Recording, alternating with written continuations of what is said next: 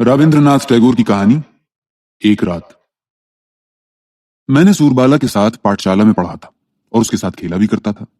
मैं अक्सर उसके मकान पर जाया करता था। उसकी माँ मेरे साथ बड़ी शफकत से पेश आती। कभी कभी हम दोनों को इकट्ठा खड़ा करके अब वो अपने मियाँ से कहा करती, देखो कैसा अच्छा मालूम हो रहा है। अगरचे मैं कमसिन था फिर भी इन बातों का मतलब समझता था। ये ख्याल मेरे दिल में बैठ गया था कि सूरबाला पर मेरा हक दूसरों से ज्यादा है, और इसी ख्याल में मस्त होकर कभी कभी मैं उस पर अपना इख्तियार जताने से भी न चूकता था। वो भी सब्र सुकून के साथ मेरी बातें सुना करती और मेरी ज्यादतियां सहा करती। लोग उसके हुस्न की तारीफ किया करते, लेकिन इस उजड़ लड़के के पास उसके हुस्न की क्या वक़्त हो सकती थी। मैं सिर्फ इसी कदर जानता था कि मेरी फरमाबरदारी करने के लिए सूरबाला ने अपने बाप के घर में जन्म लिया है, लिहाजा मेरे लिए वो मखसूस तौर पर तगाफुल बरतने की चीज थी। मेरे वालिद एक बड़े जमींदार के नायब थे। उनकी ख्वाहिश थी कि मुझ में थोड़ी सी सुधबुध हो जाए तो वो मुझे भी किसी जमींदार के यहाँ रखवा दें, लेकिन मेरा दिल उधर न जाता था। हमारे मालिक का नील रतन जिस तरह घर से भागकर कलकत्ते में लिखना पढ़ना सीखकर कलेक्टर का नाजिर हो गया था, मेरा भी नस्बुलैन वैसा ही ऊंचा था। मैंने अपने दिल में सोच रखा था कि अगर कलेक्टर का नाजिर न भी हो सकूं तो जज की अदालत का हेड क्लर्क तो जरूर होऊंगा। मैं अक्सर देखा करता कि मेरे वालिद अदालत के मज़कूरा बाला मुलाजिमीन की बड़ी खातिर तवाज़ु किया करते और मौके मौके से मछलियां, सब्जियां और रुपए पैसे भी उन लोगों की नजर किया करते। बचपन ही से ये बातें मालूम थी, इसलिए कचहरी के हर बड़े छोटे मुलाजिम को, यहाँ तक के कलेक्टर साहब के चपरासी तक को मैं इज्जत की नजर से देखता था। ये लोग हमारे बंगाल के काबिल परस्तिश देवता हैं। गोया हमारे 33 करोड़ देवताओं की ये छोटी छोटी शबीहें हैं। दुनियावी मामलात में कामयाबी हासिल करने के लिए खुद नुसरत व जफर के देवता गणेश जी से भी ज्यादा लोग इन पर भरोसा किया करते हैं। चुनांचे पहले गणेश जी जिन चीजों के हकदार थे, आजकल वो सब चीजें इन्हीं लोगों को बतौर नजर दी जाती हैं। मैं भी एक दिन नील रतन की तरह मौका निकालकर कलकत्ते भाग गया। पहले मैं अपने देहात के एक जाने पहचाने शख्स के मकान में ठहरा था, फिर मेरी तालीम का खर्च मेरे वालिद भेजने लगे। मैंने बाकायदा पढ़ना लिखना शुरू कर दिया। इसके अलावा सियासी अंजुमनों और जलसों में भी शिरकत करने लगा। कुछ दिन बाद मेरे दिल में जर्रा बराबर भी शुबा न रहा कि मुझे अपने वतन के लिए अपनी जान कुर्बान कर देना चाहिए, लेकिन ये दुश्वार काम किस तरह अंजाम दिया जा सकता है ये मुझे सूझता न था, और कोई ऐसा शख्स भी न था जिसकी तकलीद की जाती। ताहम मुझ में जोश की कमी न थी। मैं देहाती लड़का था और कलकत्ते के उन लड़कों की तरह न था जो कब्ल अज वक्त अक्ल फहम के मुद्दई बनकर हर चीज की हंसी उड़ाया करते थे। यही वजह थी कि मेरे अंदर खुलूस ज्यादा था। हमारे लीडर जलसों में तकरीर किया करते और हम लोग चंदे का खाता लेकर दोपहर की धूप में बेआबुदाना घर घर भीख मांगा करते और रास्तों पर खड़े होकर इश्तिहार तकसीम किया करते। जलसे के लिए कुर्सियों और बेंचों को ठीक जगह पर रखा करते, और अगर कोई हमारे लीडरों के खिलाफ कुछ कहता तो उससे लड़ने को तैयार हो जाते। शहर के लड़के हमारी इस रविश को देखकर हमें उल्लू कहा करते। मैं आया तो था नाजिर या रिश्तेदार बनने के लिए, मगर सामान करने लगा मिट्सनी या गरिबाल्डी होने का। इतने में मेरे वालिद और सूरबाला के वालिद मुत्तफिक होकर सूरबाला से मेरी शादी कर देने पर मुस्तैद हो गए। मैं 15 बरस के सिन में कलकत्ते भाग आया था। उस वक्त सूरबाला का सिन 8 साल का था। अब मैं 18 साल का हो गया था। मेरे वालिद के ख्याल के मुताबिक मेरा शादी करने का सिन गुजरा जा रहा था, लेकिन मैंने अपने दिल में ठान लिया था कि शादी कभी भी ना करूंगा और वतन की खातिर अपनी जान कुर्बान कर दूंगा। लिहाजा मैंने अपने वालिद से कहा, मैं पूरी तरह तालीम हासिल किए बगैर शादी ना करूंगा। 2-4 महीने के अंदर खबर मिली कि वकील राम लच्चन बाबू के साथ सूरबाला की शादी हो गई। कसर मुजल्लत में पड़े हुए भारत के लिए मैं चंदा वसूल करने के काम में इस कदर मसरूफ था कि यह खबर मुझे काबिल तवज्जो मालूम न हुई। मैं एंट्रेंस पास करके एफए का इम्तिहान देने को था कि मेरे वालिद का इंतकाल हो गया। घर में अकेला मैं ही न था, मेरी माँ थी और 2 छोटी बहनें थीं। चुनांचे कॉलेज छोड़कर मजबूरन तलाश माश में लग गया। बड़ी जुस्तजू के बाद नवाखाली के इलाके के एक मोजे में एक एंट्रेंस स्कूल की सेकंड मास्टरी दस्तयाब हुई। मैंने कहा चलो ठीक हुआ, मेरे लायक काम मिल गया।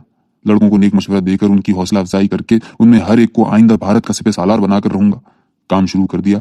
मैंने देखा कि भारत के मुस्तकबिल से कहीं ज्यादा लड़कों को इम्तिहान फौरन पास करने की जरूरत है। ग्रामर, अलजेब्रा वगैरह के बाहर की कोई बात अगर मैं उनको बताना चाहता तो हेड मास्टर खफा हो जाते। आखिर 2 महीने गुजरते गुजरते मेरा भी जोश ठंडा पड़ गया।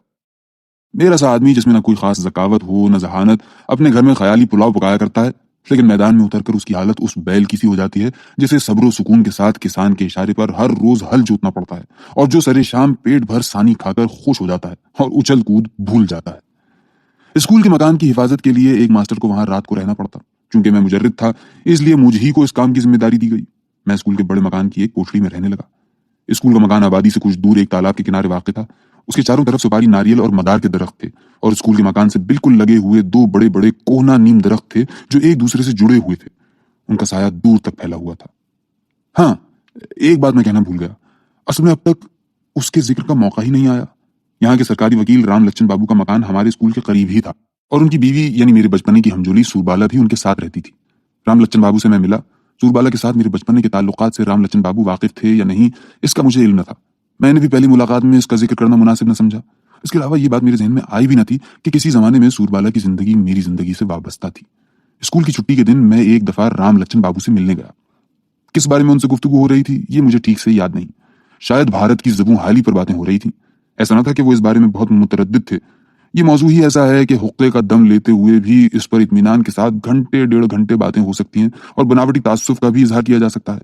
करीब के कमरे से चूड़ियों की हल्की सी झनकार और किसी के कपड़ों के सरकने की आवाज और पैर की आहट मेरे कान में आई। मैं साफ समझ गया कि झरोके की आड़ से किसी की मुश्ताक आंखें मुझे देख रही हैं। मान दो आंखें मुझे याद आ गईं। एतमाद, भोलापन और बचपने की मोहब्बत से लबरेज दो आंखें। काली काली पुतलियां और दिलावेज नजर मेरी आंखों के सामने फिरने लगी। जगह किसी ने मेरे दिल को अपनी मुट्ठी में मजबूती के साथ पकड़ लिया और इस तरह दबाया कि उसमें दर्द होने लगा। मैं मकान लौट आया मगर वो दर्द बाकी रह गया। लिखता पढ़ता काम में लगा रहता मगर किसी तरह भी मेरे दिल का दर्द जाता न था, बल्कि दिल पर मुझे एक बोझ सा महसूस होने लगा। शाम के वक्त मैं सोचने लगा कि आखिर क्यों ऐसा हुआ। दिल के अंदर से आवाज आई, तुम्हारी वो सूरबाला क्या हुई? मैंने जवाब दिया, मैंने तो उसको खुद ही छोड़ दिया है। क्या वो उम्र भर मेरे इंतजार में बैठी रहती? दिल के अंदर कोई बोल उठा, एक दिन वो था कि महज तुम्हारे चाहने से तुम्हें मिल जाती, मगर आज अगर तुम अपना सर फोड़ डालो तब भी उसकी सूरत तक देखने का इख्तियार तुमको नहीं मिलेगा। तुम्हारे बचपन की सूरबाला तुम्हारे जितने ही करीब हो, उसकी चूड़ियों की झनकार तुम्हारे कान में आए और उसके सर के बालों की महक तुम्हारे नाक में पहुंचे, फिर भी तुम्हारे और उसके दरमियान बराबर एक दीवार हायल रहेगी। मैंने कहा, तो फिर क्या हुआ? सूरबाला मेरी है कौन? जवाब मिला, हाँ, आज सूरबाला तुम्हारी कोई भी नहीं है, लेकिन वो तुम्हारी क्या हो नहीं सकती थी? बात तो ठीक है, सूरबाला क्या मेरी ना हो सकती थी? वो मेरी सबसे ज्यादा रफीक, मेरी सबसे ज्यादा अजीज और मेरे दुख सुख की शरीक हो सकती थी। लेकिन आज मुझसे वो इतनी दूर है और उससे मेरी इस कदर मुफारकत है कि मेरे लिए उसको देखना तक मना है, उससे बात करना जुर्म है और उसको अपने जहन में लाना तक गुनाह है। और राम लच्छन जिससे सूरबाला का कोई भी ताल्लुक न था, कहां से आदम का, और दो एक रटे हुए मंत्र बुड़बुड़ा कर उसको दुनिया भर के सामने एक दम में उचक कर लेकर भागा। मेरी गरज किसी जदीद उसूल की तबलीग नहीं है, न मैं समाज को बिगाड़ना चाहता हूँ, न उसके बंधे टिकट ताल्लुकात में किसी किस्म का रखना डालना चाहता हूँ। मैं सिर्फ अपने दिल की कैफियत का इजहार कर रहा हूँ। अपने दिल में जो ख्यालात पैदा होते हैं क्या सभी गौर तलब होते हैं? लेकिन मैं अपने दिल से इस ख्याल को किसी तरह भी निकाल नहीं सकता था कि राम लच्छन के यहाँ जो सूरबाला रौनक अफरोज है वो राम लच्छन से कहीं ज्यादा मेरी अपनी है। मैं जानता हूं कि ऐसा ख्याल करना नाजायज और काबिल एतराज है, लेकिन खिलाफ फितरत नहीं। फिर तो किसी काम में मेरा जी न लगता। दोपहर को जब मैं क्लास में बैठा रहता और लड़के गुनगुनाते रहते और बाहर की थोड़ी सी गर्म हवा नीम के पत्तों की खुशबू लिए कमरे के अंदर दाखिल होती तो जी चाहता, न मालूम क्या जी चाहता। फकत इतना कह सकता हूं कि भारत की उन नौखेज पौधों की ग्रामर की गलतियों को दुरुस्त करके जिंदगी बसर करने को जी नहीं चाहता था। स्कूल की छुट्टी हो जाने पर इतने बड़े मकान में तन्हा जी घबराता, लेकिन अगर कोई साहब मिलने को आ जाए तो उससे भी दिल बर्दाश्त होता। शाम के वक्त तालाब के किनारे सुपारी और नारियल के पत्तों की हवा में हिलने की बेमानी आवाज सुनते हुए मैं सोचता हूं कि इंसानी समाज एक धोखे की टट्टी है। वक्त पर काम करने की बात किसी को भी नहीं सूझती, वक्त निकल जाने पर हाथ मलते रह जाना पड़ता है।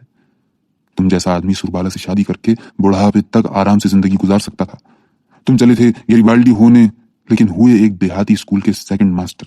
और राम लच्छन राय वकील को सूरबाला से ही शादी करनी थी। ऐसी कोई बात न थी।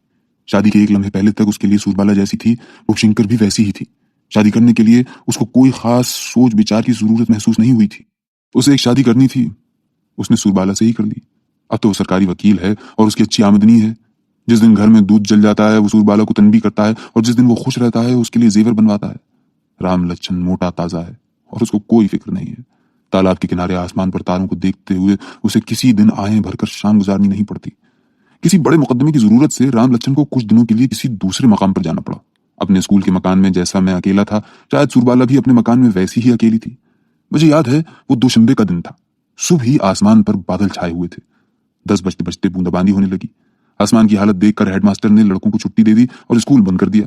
आसमान पर बादलों के काले काले टुकड़े इस तरह इधर से उधर आते जाते थे कि मालूम होता था किसी बड़े काम के इंतजाम में वो दिन भर सरगर्दा फिरे हैं। दूसरे दिन तीसरे पहर मूसलाधार बारिश शुरू हो गई और उसी के साथ आंधी भी आई। जूं जूं रात बढ़ती गई, मी और तूफान की शिद्दत भी ज्यादा होती गई। पहले पूरब से हवा आ रही थी, फिर रफ्ता रफ्ता उत्तर से हवा चलने लगी। उस रात को मुझे नींद आना महाल था, चुनांचे मैंने सोने की कोशिश करना बेकार समझा। मुझे ख्याल आया इस बारिश और तूफान में सूरबाला अपने मकान में अकेली है। हमारे स्कूल का मकान उसके मकान से ज्यादा मजबूत था।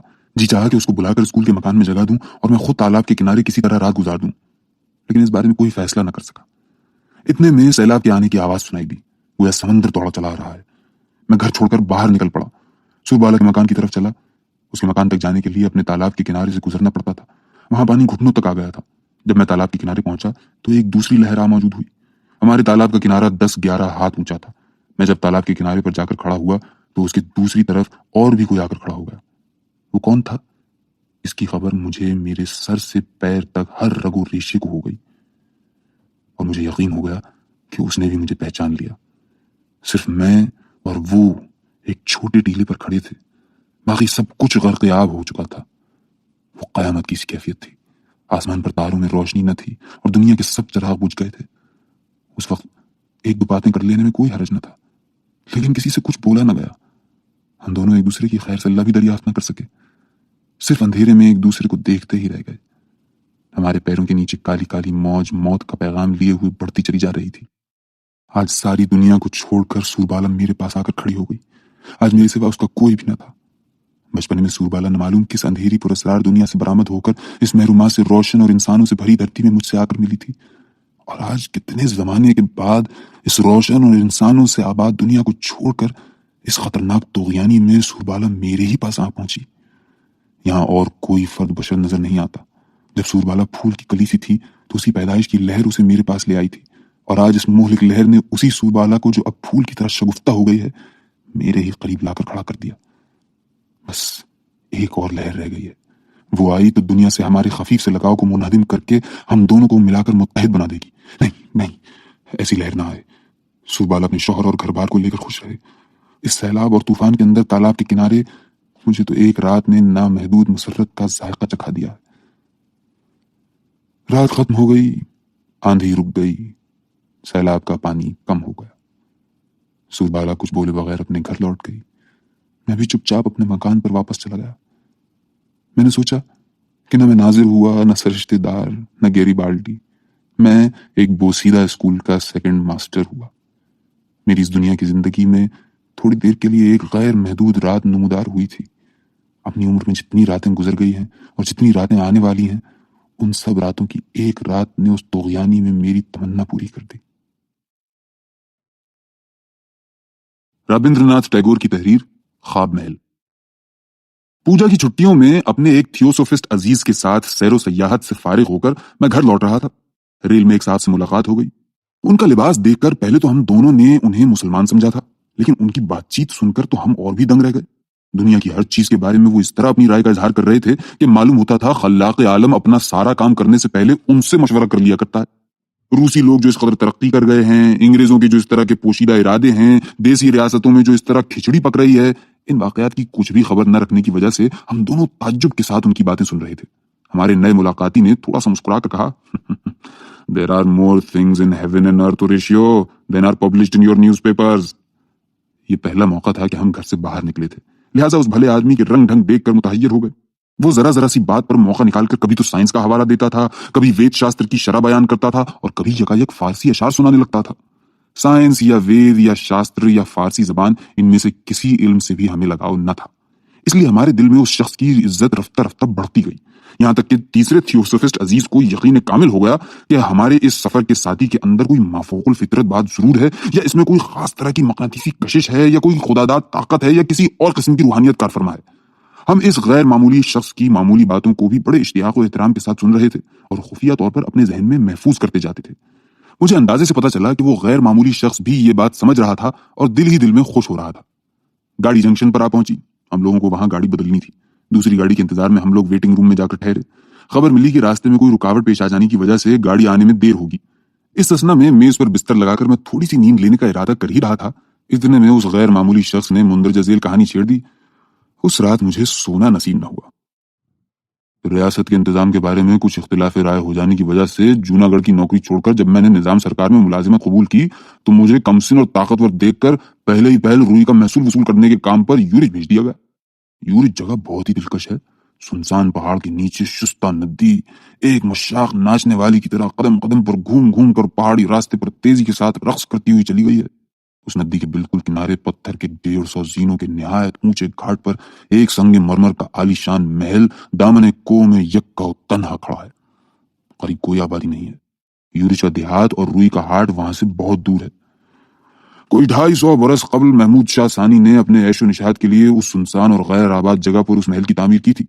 جب ہی سے اس کے غسل خانے کے فوارے سے گلاب میں بسے ہوئے پانی کا بہنا جاری تھا، اور اسی ٹھنڈے اور پرسکوت کمرے میں جہاں فوارے کا چھڑکاؤ مسلسل ہوا کرتا تھا، سنگ مرمر سے مزین پتھر کے آسنوں پر بیٹھ کر شفاف پانی کے دھاروں کو اپنے نازک برہنہ پاؤں سے چھیڑتی ہوئی ایرانی مہجبین نہانے سے پہلے اپنے بالوں کو سنوار کر اور اپنی گود میں ستار لے کر معشوقانہ انداز میں غزل گایا کرتی تھی۔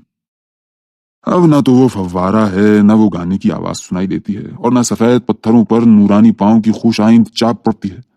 اب وہ ہمارے ایسے تنہائی سے بیزار تحصیلدار کا نہایت ہی عظیم اور نہایت ہی سونا ڈیرا ہے۔ لیکن آفس کے بوڑھے محرر کریم خان نے مجھے اس محل میں رہنے سے بار بار منع کیا۔ کہتا تھا، جی چاہے تو دن کو رہیے مگر رات کبھی وہاں نہ گزاریے۔ میں نے اس کی باتوں کو ہنس کر اڑا دیا تھا۔ نوکروں نے کہا کہ شام تک وہ کام کریں گے لیکن رات کو وہاں نہیں رہیں گے۔ میں نے کہا ٹھیک ہے۔ یہ مکان اس قدر بدنام تھا کہ رات کو چور بھی وہاں آتے ہوئے ڈرتے تھے۔ پہلے پہل جب میں اس اجاڑ محل میں گیا تو اس کی تنہائی میرے سینے پر ایک دہشت ناک بوجھ کی طرح محسوس ہونے لگی۔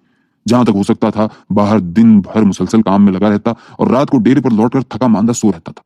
لیکن ایک ہفتہ گزرتے گزرتے اس مکان کی حیرت انگیز کشش نے مجھے گھیر لیا۔ میری اس حالت کا بیان کرنا بھی دشوار ہے اور اس بات کا لوگوں کو یقین دلانا بھی مشکل ہے۔ سارا مکان ایک جیتی جاگتی شے کی طرح اپنی بے رحمانہ فریفتگی میں جکڑ کر بتدریج مجھے پشمردہ کیے دیتا تھا۔ شاید اس مکان میں قدم رکھتے ہی میرے اندر اس کیفیت کی ابتدا ہو گئی تھی، لیکن جس دن میں نے جاگتے میں پہلی دفعہ اس کی ابتدا محسوس کی، اس دن کی بات مجھے اچھی طرح یاد ہے۔ اس وقت گرمیوں کے شروع میں بازار سرد تھا، میرے ہاتھ میں کوئی کام نہ تھا۔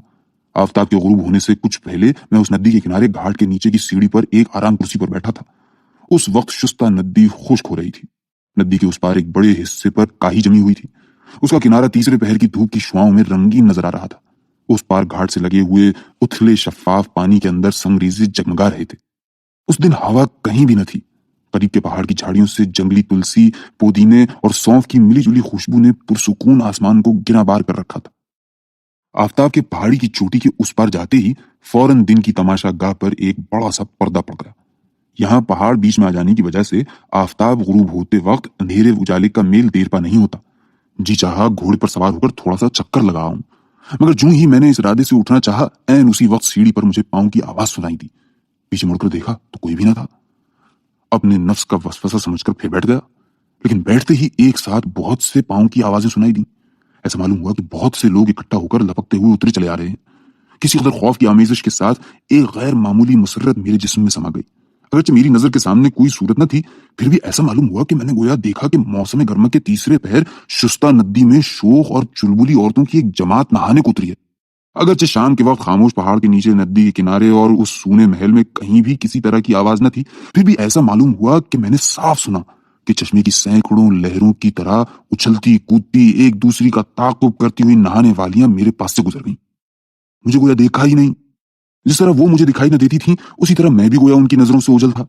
ندی بھی پہلے کی طرح ساکت تھی، لیکن مجھے صاف معلوم ہو رہا تھا وہ ہمجولیاں ہنستی ہوئی ایک دوسرے پر پانی چھڑک رہی تھیں، اور تیرنے والیوں کے پاؤں کی ضرب سے پانی کی چھینٹیں موتیوں کی لڑی بن کر آسمان کے نیچے منتشر ہو رہی تھیں۔ میرا دل دھڑکنے لگا۔ وہ اضطراب خوف کی وجہ سے تھا یا خوشی کی وجہ سے یا شوق تجسس کی وجہ سے، یہ میں کہہ نہیں سکتا۔ بہت جی چاہا کہ اچھی طرح دیکھوں، لیکن سامنے دیکھنے کی کوئی چیز بھی نہ تھی۔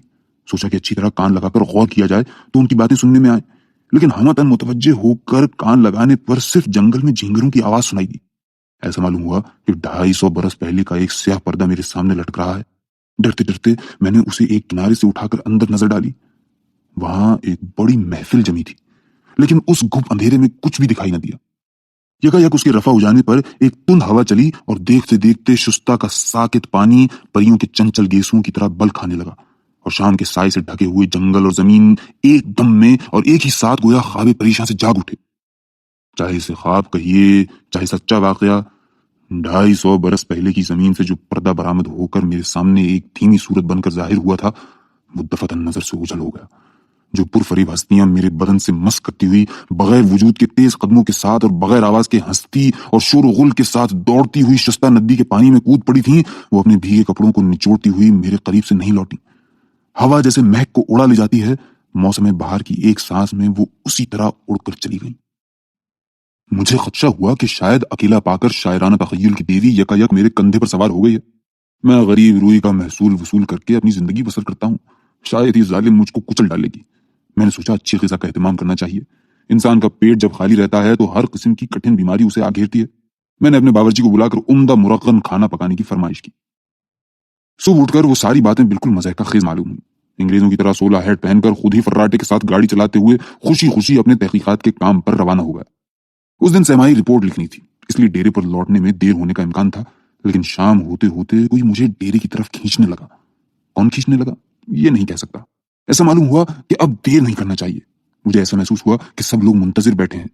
रिपोर्ट को गैर मुकम्मल छोड़कर 16 हेड सर पर रखकर शाम के स्याही माइल दरख्तों से घिरे हुए सुनसान रास्ते को गाड़ी की आवाज से चौकन्ना करते हुए उस पहाड़ी के करीब अंधेरे और खामोश आलीशान महल में जा पहुंचा। सामने सीढ़ी के ऊपर का कमरा बहुत ही वसी था। बड़े बड़े पैलपायों की 3 कतारों पर उसकी छत थी और उन पैलपायों की मेहराबों पर किस्म किस्म के नक्श निगार बने हुए थे। वो अजीमुशान कमरा अपनी खामोशी की गहराई में गोया दिन रात गूंज रहा था। मेरे वहां पहुंचने तक चिराग जलाया नहीं गया था। दरवाजे खोलकर जूं ही मैं उस कमरे में दाखिल हुआ, मुझे महसूस हुआ कि कमरे के अंदर एक इनकलाब बर्पा हो गया। गोया यकायक जलसा बर्खास्त करके लोग इधर उधर चल दिए। कोई दरवाजा, कोई खिड़कियों के अंदर से, कोई बरामदे की तरफ से, कोई दूसरे कमरे के अंदर से। गरज जिसको जिधर से मौका मिला निकल भागा। वहां कुछ भी दिखाई न देने की वजह से मैं हक्का बक्का रह गया। एक तरह के वहम के गलबे ने मेरे जिस्म में हैजान पैदा कर दिया। ऐसा मालूम होने लगा कि गुज़श्ता ज़माने में माजबीनें गेसुओं को धोती थीं तो उसकी मोहलिक बू इस महल में फैला करती थी। वही मफकूद बूबास और उसके इत्र की हल्की सी खुशबू मेरी नाक के अंदर घुसती चली आ रही है। उस लंबे चौड़े कमरे में जहां न रोशनी थी न कोई फर्द बशर, पत्थर के बने हुए कदीम जमाने के सितूनों के दरमियान खड़ा होकर मैं सुनने लगा कि फव्वारे का पानी सफेद पत्थरों पर जोरों से गिर रहा है, सितार से सुर निकाल रहा है, मगर कौन सा सुर है ये नहीं मालूम। हसीनों के बदन पर तिलाई जेवर झनक रहे हैं, पाजेब की झनकार सुनाई दे रही है, घड़ियाल की सदा आ रही है, कहीं दूर नौबत बज रही है और हवा में हिलते हुए बिल्लोर में फानूसों से सनसनाने की आवाज निकल रही है। बरामदे में पिंजरे के अंदर बुलबुल गा रही है, बाग में पले हुए सारस पुकार रहे हैं। मुझे महसूस हुआ कि ये सब चीजें इकट्ठा होकर मुझे चारों तरफ से घेर कर साहिराना नगमा सराई कर रही हैं। मुझ पर ऐसी शिफ्टगी तारी हो गई और मुझे मालूम होने लगा कि यही चीजें दरअसल हकीकत हैं, जिनको न हाथ से छुआ जा सकता है न उनके करीब जाया जा सकता है, और बाकी सारी चीजें झूठ और नजर का फरेब हैं। मैं जो हूं, यानी मैं जो फुला इब्ने फुला हूं और 450 रुपए तनख्वाह पर रूई की तहसीलदारी करता हूं, मैं जो कमीज और 16 हेड पहनकर टमटम हाँकता ऑफिस जाया करता हूं, ये सारी बातें मुझे इस कदर बेमानी बेबुनियाद मज़ाक़ खेज मालूम हुई कि उस अंधेरे खामोश और वसी कमरे में खड़े होकर मैं जोरों से हंसने लगा। उसी वक्त मेरा मुसलमान नौकर तेल का लैंप रोशन करके अपने हाथ में लिए हुए कमरे में दाखिल हुआ। मैं मालूम उसने मुझे पागल समझा था या नहीं, लेकिन मुझे फौरन ही याद आ गया कि फुला इब्ने फुला ही हूं, और ये भी मुझ पर आया हो गया कि दुनिया के अंदर या उसके बाहर कहीं भी बगैर मादी वजूद के कोई फव्वारा ताअबद जारी रहता है या नहीं, और नजर से ओझल उंगलियों की ज़र्ब से किसी मौहूम सितार से बराबर सुर बजता रहता है या नहीं, ये बातें हमारे शुअरा ही बता सकते हैं। लेकिन बिलाशुबा ये हकीकत है कि मैं यूरिच के हाट में रूई का महसूल वसूल करता हूं और मुझे 450 रुपया तनख्वाह मिलती है। फिर अपनी थोड़ी देर पहले की मदहोशी का ख्याल आया। मैं कैंप टेबल के करीब जिस पर लैंप चल रहा था अखबार लेकर बैठ गया और हंसने लगा। अखबार पढ़कर और मुरक्कन खाना खाकर कोने के एक छोटे से कमरे में चिराग गुल करके मैं बिस्तर पर जाकर लेट गया। मेरे सामने का दरीचा खुला हुआ था। अंधेरे जंगल में घिरे हुए खमदार पहाड़ की बुलंदी पर एक निहायत रोशन सितारा हजारों मील फासले पर जगमगा रहा था और उस कैंप खाट पर लेटे हुए नाचीज तहसीलदार की तरफ टिकटिकी बांधे था। उसको हैरत के साथ देखते देखते न मालूम कब मेरी आंख लग गई थी। कितनी देर तक मुझ पर नींद का गलबा रहा ये भी कह नहीं सकता। अचानक मैं चौंका। ये न था कि कमरे के अंदर कोई आवाज सुनाई दी हो, और किसी को कमरे में दाखिल होते हुए भी मैंने नहीं देखा। अंधेरे पहाड़ पर टिकटिकी लगाता हुआ सितारा गुरूब हो चुका था और तारीख रात के चांद की खफीफ सी रोशनी गोया मुदाखिलत बेजा से झिझकती हुई उदासी के साथ दरीचे के अंदर से मेरे कमरे में दाखिल हो रही थी। मैंने किसी को भी वहां नहीं देखा, फिर भी मुझे साफ मालूम हुआ कि कोई मुझे आहिस्ता आहिस्ता धकेल रहा है। मेरी जाग उठने पर मुझसे कुछ बोले बगैर अपनी अंगूठियों से भरी हुई 5 उंगलियों के इशारे से उसने मुझे धीरे धीरे अपना ताक़ुब करने को कहा। मैं बहुत ही खामोशी के साथ उठ खड़ा हुआ। अगरचे उस सैकड़ों ऐवानों और कमरों वाले मकान में जहां बिल्कुल सन्नाटा था और जहां न किसी के खर्राटे लेने की आवाज थी न उसकी सदाए बाजगश्त, मेरे सिवा कोई दूसरा मुतनफ्फिस वहां न था, फिर भी कदम कदम पर मुझे डर लगने लगा कि कहीं कोई जाग न जाए। इस महल के अक्सर कमरे बंद रहा करते थे और मैं कभी उन कमरों के अंदर नहीं गया था। उस रात को सांस रोक कर दबे पांव उस बुलाने वाली के पीछे पीछे जो दिखाई न देती थी, मैं कहां जा रहा था और किधर से होता हुआ जा रहा था, आज बताना मुश्किल है। कितनी तंग और तारीख राहें, कितने तवील और अरीज बरामदे, कितने सुनसान और वसी ऐवान, कितनी छोटी कोठरियां, गरज इस तरह के कितने रास्तों के अंदर से मैं गुजर रहा था, इसका कोई अंदाजा नहीं। गरचे अपनी रास्ते दिखाने वाली को मैं आंखों से देख न रहा था, फिर भी उसकी तस्वीर मेरे दिल में मौजूद थी। एक अरब खातून जिसके कुत्ते की लंबी आस्तीन के अंदर से उसका सफेद और गोल हाथ जो संगमरमर का बना हुआ मालूम होता था दिखाई दे रहा था। उसका चेहरा टोपी से लटकते हुए बारीक कपड़े से ढका हुआ था और उसकी कमर में एक पेश कब्ज बंधा हुआ था। मुझे महसूस हुआ कि अल्फ लैला की 1001 रातों में से एक रात कहानी और दुनिया से उड़कर आज यहाँ आन मौजूद हुई है और मैं गोया उस अंधेरी रात में बगदाद के एक उजाड़ हिस्से के रास्ते से किसी खतरनाक मरहले की तरफ जा रहा हूँ। आखिर मुझे राह दिखाने वाली एक नीले रंग के पौधे के पास आकर यकायक रुक गई और गोया अपनी उंगलियों के इशारे से मुझे नीचे की तरफ कुछ दिखाया। नीचे कुछ भी न था, फिर भी मारे खौफ के मेरा खून खुश्क हो गया। मुझे ऐसा मालूम हुआ कि उस पर्दे के सामने कमखात की पोशाक से मलबूस एक डरावनी सूरत का हबशी ख्वाजा सरा अपने दोनों पैरों को फैलाकर और अपने जानुओं पर एक खुली हुई तलवार रखकर ऊँग रहा है। मेरी रहबर ने आहिस्ता से उसके पैरों को फलांग कर उस पर्दे का एक किनारा पकड़कर उठा लिया। पर्दे के उधर एक कमरे का थोड़ा सा हिस्सा नजर आया जिसमें ईरानी कालीन बिछे हुए थे। वहां मसनद पर कौन बैठा है ये तो मालूम न हुआ, सिर्फ एक जाफरानी रंग के गरारेदार पाजामे का निचला हिस्सा दिखाई दिया जिससे बाहर निकले हुए दो हसीन पांव जरी के जेर पाई पहने मखमली फर्श पर बेपरवाही के साथ फैले हुए हैं।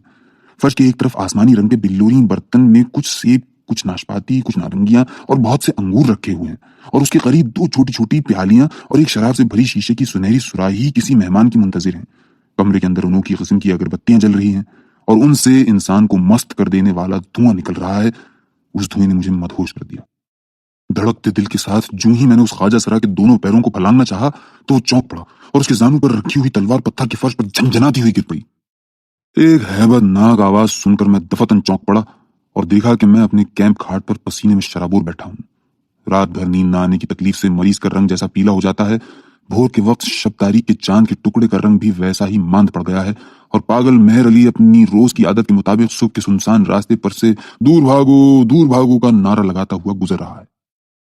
इस तरह अचानक मेरे अरबी अफसाने की रात खत्म हुई, लेकिन अब भी 1000 रातें बाकी हैं। मेरे दिन और रात के अंदर एक सख्त किस्म की मुखालिफत पैदा हो गई थी। दिन को अपने काम पर जाता और ख्वाब से भरी हुई रात पर लानत भेजता रहता।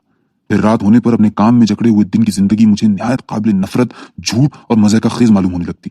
आफ्ताब गुरूब होते ही मुझ पर एक नशे की हालत तारी हो जाती और मैं इंतशार और बौखलाहट के जाल में गिरफ्तार हो जाता और सैकड़ों बरस पहले के किसी बिन लिखे अफसाने के अफराद में और एक का इजाफा हो जाया करता, यानी मेरा ख्याली वजूद भी उसमें शामिल हो जाता। तब तो अंग्रेजी वजह की कमीज और पतलून मुझे जेब नहीं देती।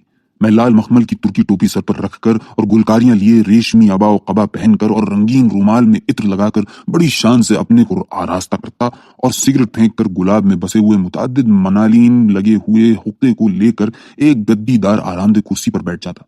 गोया रात को मैं किसी मनमोहनी माशूका से मिलने के इश्तियाक में मुंतजिर रहता। रात जूं जूं बढ़ती जाती, ऐसे अजीब व गरीब वाकयात पेश आते जिनका बयान करना गैर मुमकिन है। और ऐसा समझिए कि किसी पुरलुत्फ कहानी और चंद मुंतशिर औराक को बसंत की हवा अचानक उड़ाकर ले आई है और बिखरे हुए औराक उस आलीशान महल के कमरों में चक्कर लगा रहे हैं। कुछ दूर तक उनका सुराग मिलता है, उसके बाद कुछ पता नहीं चलता। मुतादिद कमरों के अंदर से गुजरता हुआ उन मुंतशिर औराक के पीछे मैं भी फिरा करता। उन नातमाम ख्वाब के भंवर में फंसकर कभी तो हिना की बाज के अंदर, कभी सितार की आवाज के अंदर और कभी मुअत्तर फुआर से मखलूत हवा के झोंकों के अंदर मैं खातून को बिजली की झलकी की तरह पल भर के लिए वक्तन फवक्तन देख पाता। उसी का जाफरानी रंग का पाजामा था और उसी के दो सुर्खी माइल सफेद और नाजुक पांव थे जिसमें ऊंची नोक वाली जीर पाई थी और उसके बदन पर सरी का नक्श निगार किया हुआ शलूका था। उसके सर पर एक लाल टोपी थी जिससे लटकती हुई सोने की झालरें उसके गोरे चिट्टे रुखसारों को मस्त कर रही थी। उसने मुझे दीवाना बना दिया था। उसकी धुन में हर रात नींद को खैरबाद कहकर पेचीदा राहों से घिरे हुए ख्वाब के परिस्तान में गली गली और कमरे कमरे में घूमता फिरता। किसी किसी दिन ऐसा होता कि एक बड़े आईने की तरह दोनों तरफ रोशनी जलाकर मैं गोया शहजादी की पोशाक पहन रहा हूं। इतने में यकायक मैंने देखा कि आईने में मेरी छवि के पास लम्हे भर के लिए उसी ईरानी दोशीजा का अक्स नमूदार हुआ। फौरन ही उसने गर्दन घुमाकर अपनी आंखों की काली काली पुतलियों से जज्बे और दुख भरे इश्तियाक का इजहार करते हुए कनखियों से मुझे देखा। उसके बाद अपने तरावट बख्श खूबसूरत सुर्ख होंठों के इशारे से कुछ कहा जो सुनाई न दिया और अपनी उठती हुई जवानी के लचकदार जिस्म को थोड़ा सा नचाती हुई तेजी के साथ फेर कर एक साथ के अंदर मेरे सुरूर और इंबिसात को तबस्सुम और तंज के साथ उड़ाकर अपने जगमगाते कपड़ों की झलक से मुझे चौंधियाई हुई आईने में जज्म हो गई और पहाड़ी जंगलों से हर तरह की खुशबू को अपने साथ लेती हुई एक तुंद हवा के झोंके ने मेरे दोनों तरफ के वो चिराग बुझा दिए। मैं कपड़े बदलकर ख्वाबगाह में जाकर अपनी आंखें बंद करके खुशी से बाग बाग सो रहा। उस हवा के अंदर और उस खमदार पहाड़ी झाड़ियों की मिली जुली खुशबू के अंदर बहुत सा प्यार, बहुत से बोसे और नाजुक हाथों का बहुत सा लम्स, ये सब गोया उस तारीक कुंज उजलत में मेरे चारों तरफ बहते नजर आ रहे थे। बहुत सी ज़ेरी लब बातें मेरे कानों में आईं और मुझे अपनी पेशानी पर किसी के मुंह की महकती हुई भाप महसूस हुई और किसी माजबीन के खुशबूदार दुपट्टे का आंचल हवा में उड़ता हुआ बार बार मेरे गालों को छूने लगा। रफ्ता रफ्ता गोया किसी मोहिनी नागिन ने अपने मस्त कर देने वाली गिरफ्त में मेरे सारे जिस्म को जकड़ लिया। फिर मैं एक लंबी सांस लेकर और निहायत बेखबर और गाफिल होकर गहरी नींद सो गया। एक दिन तीसरे पहर मैंने तय किया कि घोड़े पर सवार होकर थोड़ा सा चक्कर लगाऊं। न मालूम किसने मुझे मना किया, लेकिन उस दिन मैंने उसका मना करना नहीं सुना। 24 खूंटियों पर मेरा हैट और कमीज लटक रहा था। मैं उनको उतार कर पहनने को जा रहा था। इतने में एक शिद्दत की हवा शुस्ता नदी की रेत को और पहाड़ की खुश्क पत्तियों को अपने हमराह लेकर उस कमरे में दाखिल हुई और मेरे हैट और कमीज को उड़ाती हुई ले चली। उसके साथ एक निहायत शीरीं और तमस्खुर आमेज हंसी चक्कर लगाती हुई ऊपर की तरफ उठती गई और बतदरीज आफताब गुरूब होने की फजा में जाकर ज़ाहिल हो गई। उस दिन मैं घोड़े पर सवार न हो सका और मैंने अंग्रेजी वज़ा की कमीज और हैट पहनना छोड़ दिया। और फिर उसी दिन रात को अपने बिस्तर पर बैठकर मैंने गोया सुना कि कोई फूट फूट कर रो रहा है। ऐसा मालूम हुआ कि मेरे पलंग के तले फर्श के नीचे उस आलीशान मकान की बुनियादों में एक गीली तारीख कब्र के अंदर से कोई रो रो कर कह रहा है, तुम मुझे नजात दिलाकर ले चलो। कठिन माया, गहरी नींद और बेनतीजा ख्वाब, इन रुकावटों को अपने सामने से हटाकर तुम मुझे अपने घोड़े पर बिठाकर अपनी छाती से लगाकर जंगल के अंदर से, पहाड़ी के ऊपर से, नदी पार करके अपने धूप से रोशन मकान में ले चलो। मुझे नजात दिलाओ। मैं कौन हूं? मैं किस तरह नजात दिला सकता हूं?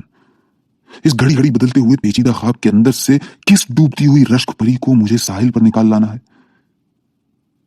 ऐ खुदादाद हुस्न की पुतली, ये तू बता कि तू कब थी और कहां थी? किस ठंडे चश्मे के किनारे खजूर के साए तले, किस खाना बदोश रेगिस्तानी माँ की गोद में तूने जन्म लिया था?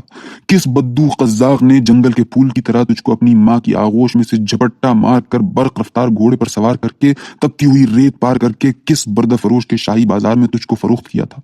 और वहां किस शाही कार परदाज ने तेरी शर्माती, लजाती, उठती जवानी के हुस्न को देखकर अशरफियों के मोल खरीद कर सोने की पालकी पर चढ़ाकर शाही महल में ले जाकर अपने आका को तोहफा दिया था? फिर वहां की तू अजीब व गरीब कहानी है। सारंगी का बजना, घुंघरुओं का छन छन बोलना और अरगवानी शराब का ढलना, फिर उसके अंदर वक्तन फवक्तन खंजर की चमक, जहर की जलन और तीखी निगाहों की चोट। एक तरफ नामहदूद दौलत, दूसरी तरफ दायमी असीरी। दाई बाई दो खादिमाएं अपने कंगनों के हीरों को चमकाती हुई चौनहरी हिला रही हैं। महल सरा में शहंशाह गोरे गोरे पांव के तले जवाहिरात टकी हुई जूतियों के पास अपने आप को निसार किए दे रहा है। बाहर दरवाजे पर एक देव की मानिंद हबशी गुलाम मलिकुल मौत की सूरत बनाए नंगी तलवार हाथ में लिए पहरा दे रहा है। इसी साजिश से भरी, हिरस से पुर और आंखों को झुलसा देने वाली खून आलूद दौलत की लहर में बहाकर तेरे ऐसे मासूम रेगिस्तान के फूल को किस बेरहमी के साथ मौत के घाट उतारा गया, या दौलत के जाल में फंसाकर किस बेदर्दाना तरीके से मिसमार किया गया। इतने में दीवाने मेहर अली की पुकार, दूर भागो, सब झूठ है, सब झूठ है, मेरे कान में आवाज आई। नजर उठाकर देखा, सुबह हो गई है। चपरासी ने डाक से आई हुई चिट्ठियां मुझे दी और बावर्ची खाने में आकर पूछा क्या पकेगा। मैंने कहा बस अब यहाँ रहना मुमकिन नहीं। उसी दिन अपना सामान लेकर ऑफिस के मकान में चला गया। ऑफिस का बूढ़ा मुलाजिम करीम मुझे देखकर हंसा। मैं उसकी हंसी पर झुंझलाकर चुपचाप अपना काम करने लगा। ज्यों ज्यों दिन ढलता गया मेरा ख्याल मुंतशिर होता गया। ऐसा मालूम हुआ कि अभी मुझे कहीं जाना है। रूई के हिसाब का काम बिल्कुल ही गैर जरूरी मालूम होने लगा। निजाम की निजामत की भी मेरी नजर में कोई वक़्त न रही। वो जो कि मौजूद हैं, यानी मेरे आसपास जो चल फिर रहे हैं, काम कर रहे हैं, खा पी रहे हैं, सब ही बेहकीकत और बेमानी मालूम होने लगे। कलम को फेंक कर और बड़े दफ्तर को बंद करके फौरन मैं टमटम पर सवार होकर झपटता हुआ रवाना हो गया। ठीक गुरूब आफ्ताब के वक्त घोड़ा टमटम को लेकर खुद ही उस पत्थर के महल के दरवाजे पर जाकर रुक गया।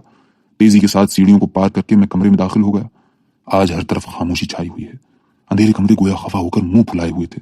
पशिमानी से मेरा दिल कटा जा रहा था, मगर कैसे अपने दिल का हाल बताऊं और किससे मुआफी मांगूं? कोई भी तो वहां ना मिला। मैं तारीख कमरों में खोया खोया सा चक्कर लगाने लगा।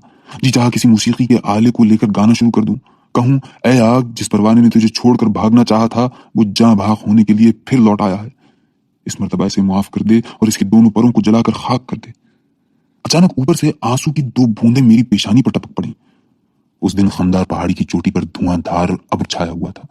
तारीख जंगल और शुस्ता नदी का स्या पानी किसी हैबतनाक इम्तिहान के इंतजार में सांस रोके हुए थे। दफातन बिजली की कड़क के अंदर अपने दांत दिखाता हुआ दूर दराज जंगलों के अंदर से बेड़ियों से आजाद पागल की तरह दौड़ता फानता शोर गुल मचाता हुआ एक तूफान उठाया और उस मकान के बड़े बड़े सूने कमरे गोया अपने किवाड़ों को पछाड़ पछाड़ कर हाय हाय करते हुए रोने लगे। आज मेरे सब नौकर ऑफिस के मकान पर रह गए थे। यहाँ रोशनी जलाने वाला कोई न था। इस बादल से घिरी हुई अंधेरी रात में और उस कमरे की आबनूसी तारीकी के अंदर मुझे साफ महसूस होने लगा कि एक खातून पलंग के नीचे कालीन पर औंधी पड़ी है और अपने खुले हुए बालों को अपनी दोनों मुट्ठियों में मजबूती से पकड़कर नोच रही है और उसकी गोरी चिट्टी पेशानी से खून जारी है। कभी तो वो एक तल्ख और खुश्क हंसी हंसती हुई कहकहा लगाती है और कभी ज़ारो कतार रोती है और अपने दोनों हाथों से शलूके को फाड़कर अपने बरहना सीने को पीट रही है।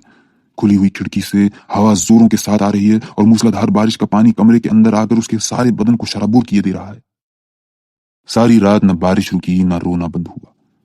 मैं बेनतीजा तासुफ करता रहा, उन तारीख कमरों में घूमता रहा। कोई भी वहां न था जिसे तसल्ली देता। वो कौन थी जो इस कदर बर्फ रोकता हो रही थी, किसी की गैर तस्कीन शुदा हसरत की तरह बरस रही थी। पागल चिल्ला उठा, दूर भागो, सब झूठ है, सब झूठ है। उस नामुवाफिक फजा में भी महर अली इस महल का चक्कर लगा रहा था और अपना नारा बुलंद कर रहा था। मान मेरे दिल में यह बात आई कि शायद मेरी तरह महर अली भी कभी इस महल में रहा है और इस पत्थर के देव के मुंह में इस कदर आ गया है कि पागल हो जाने पर भी इसे छोड़कर भाग नहीं सकता है और हर अलस सबा इसका तवाफ किया करता है। मैं उसी बारिश में फौरन पागल के पास गया और उससे पूछा, महर अली, क्या चीज झूठ है? अजदहे के इर्द गिर्द जैसे परिंदे मस्त होकर चक्कर लगाया करते हैं और वहां से हटते नहीं, वही हालत महर अली की भी थी। उसने मुझे धक्का देकर हटा दिया और शोर मचाते हुए उस मकान के चारों तरफ घूमता रहा और शायद इस डर से कि उसका ख्याल दूसरी तरफ बट न जाए बार बार कहने लगा, दूर भागो, सब झूठ है, सब झूठ है। उसी तूफान और बारिश के अंदर ही मैं दीवानावार ऑफिस के मकान पर जा मौजूद हुआ और करीम खान से दरियाफ्त किया, ये क्या भेद है, मुझे साफ बताओ। बुढ़े ने जो कहा उसका खुलासा ये है, एक जमाना था कि उस महल में बहुत से ऐसे अरमान थे जो निकल न सके थे और बहुत से मस्त कर देने वाली ख्वाहिशें थीं जो मिट न सकी थीं।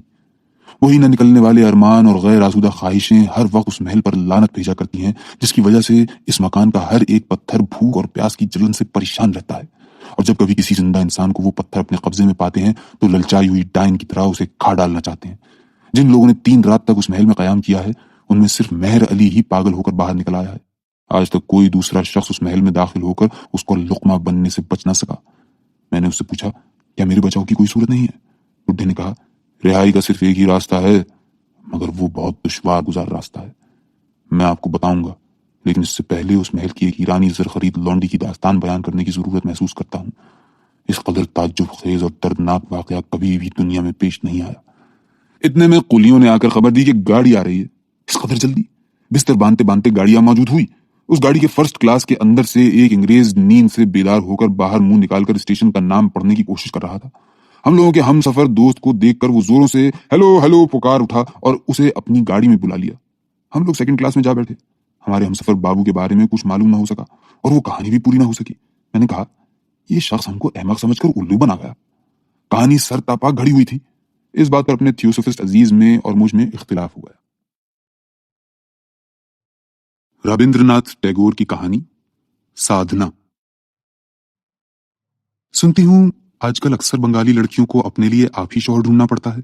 एक तरह मैंने भी यही किया, लेकिन अपनी कोशिश से नहीं, देवताओं की मदद से। बचपन ही से मैंने नित नए व्रत रखने और शिव जी की पूजा करनी शुरू कर दी थी। अभी मैं 8 बरस की भी ना हुई थी कि मेरी शादी हो गई। लेकिन अगले जन्म के गुनाहों की वजह से मुझे ऐसा अच्छा स्वामी मिला भी, फिर भी पूरी तरह न मिला। देवी ने मेरी दोनों आंखें ले लीं और जिंदगी के आखिर लम्हे तक अपने स्वामी को देखते रहने की सादत मुझे नसीब न हो सकी। बचपन ही से मेरी सब राजमा मुसीबतों का आगाज हो गया। अभी मैं पूरी 14 बरस की भी ना होने पाई थी कि मेरे एक मरा हुआ बच्चा पैदा हुआ। मौत मेरे सर पर मंडलाई, मगर जिसे दुख सहना हो वही मर जाए तो कारखाना चले कैसे? जो चिराग जलने के लिए रोशन किया जाता है उसमें तेल कम नहीं होता, सारी रात जलकर बुझता है। यही उसकी नजात है। मैं बच तो गई, लेकिन जिस्म की कमजोरी या दिल की कुल्फत या किसी और वजह से मेरी आंख में कोई मर्ज पैदा हो गया। मेरे शौहर उन दिनों डॉक्टरी पढ़ रहे थे।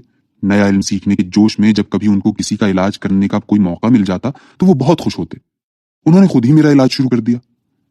बड़े भैया कॉलेज में पढ़ रहे थे और उसी साल बीएल का इम्तिहान देने वाले थे। उन्होंने एक दिन आकर मेरे स्वामी से कहा, ये क्या कर रहे हो? क्या कौमों की आंखों का सत्यानाश कर डालोगे? किसी अच्छे डॉक्टर को दिखाओ। मेरे स्वामी ने जवाब दिया, अच्छा डॉक्टर आकर कौन सा इलाज कर लेगा? दवाएं तो सब मालूम ही हैं। भैया ने किसी कदर बिगड़ कर कहा, फिर तो तुम में और तुम्हारे कॉलेज के बड़े डॉक्टर साहब में कोई फर्क ही नहीं।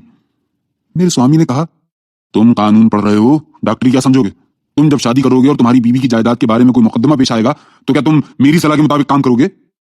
मैं दिल ही दिल में सोच रही थी कि लड़े राजा राजा, पिसे गरीब प्रजा। तकरार हो रही थी मेरे स्वामी के साथ भैया की, मगर चोट दोनों तरफ से लग रही थी मुझी को।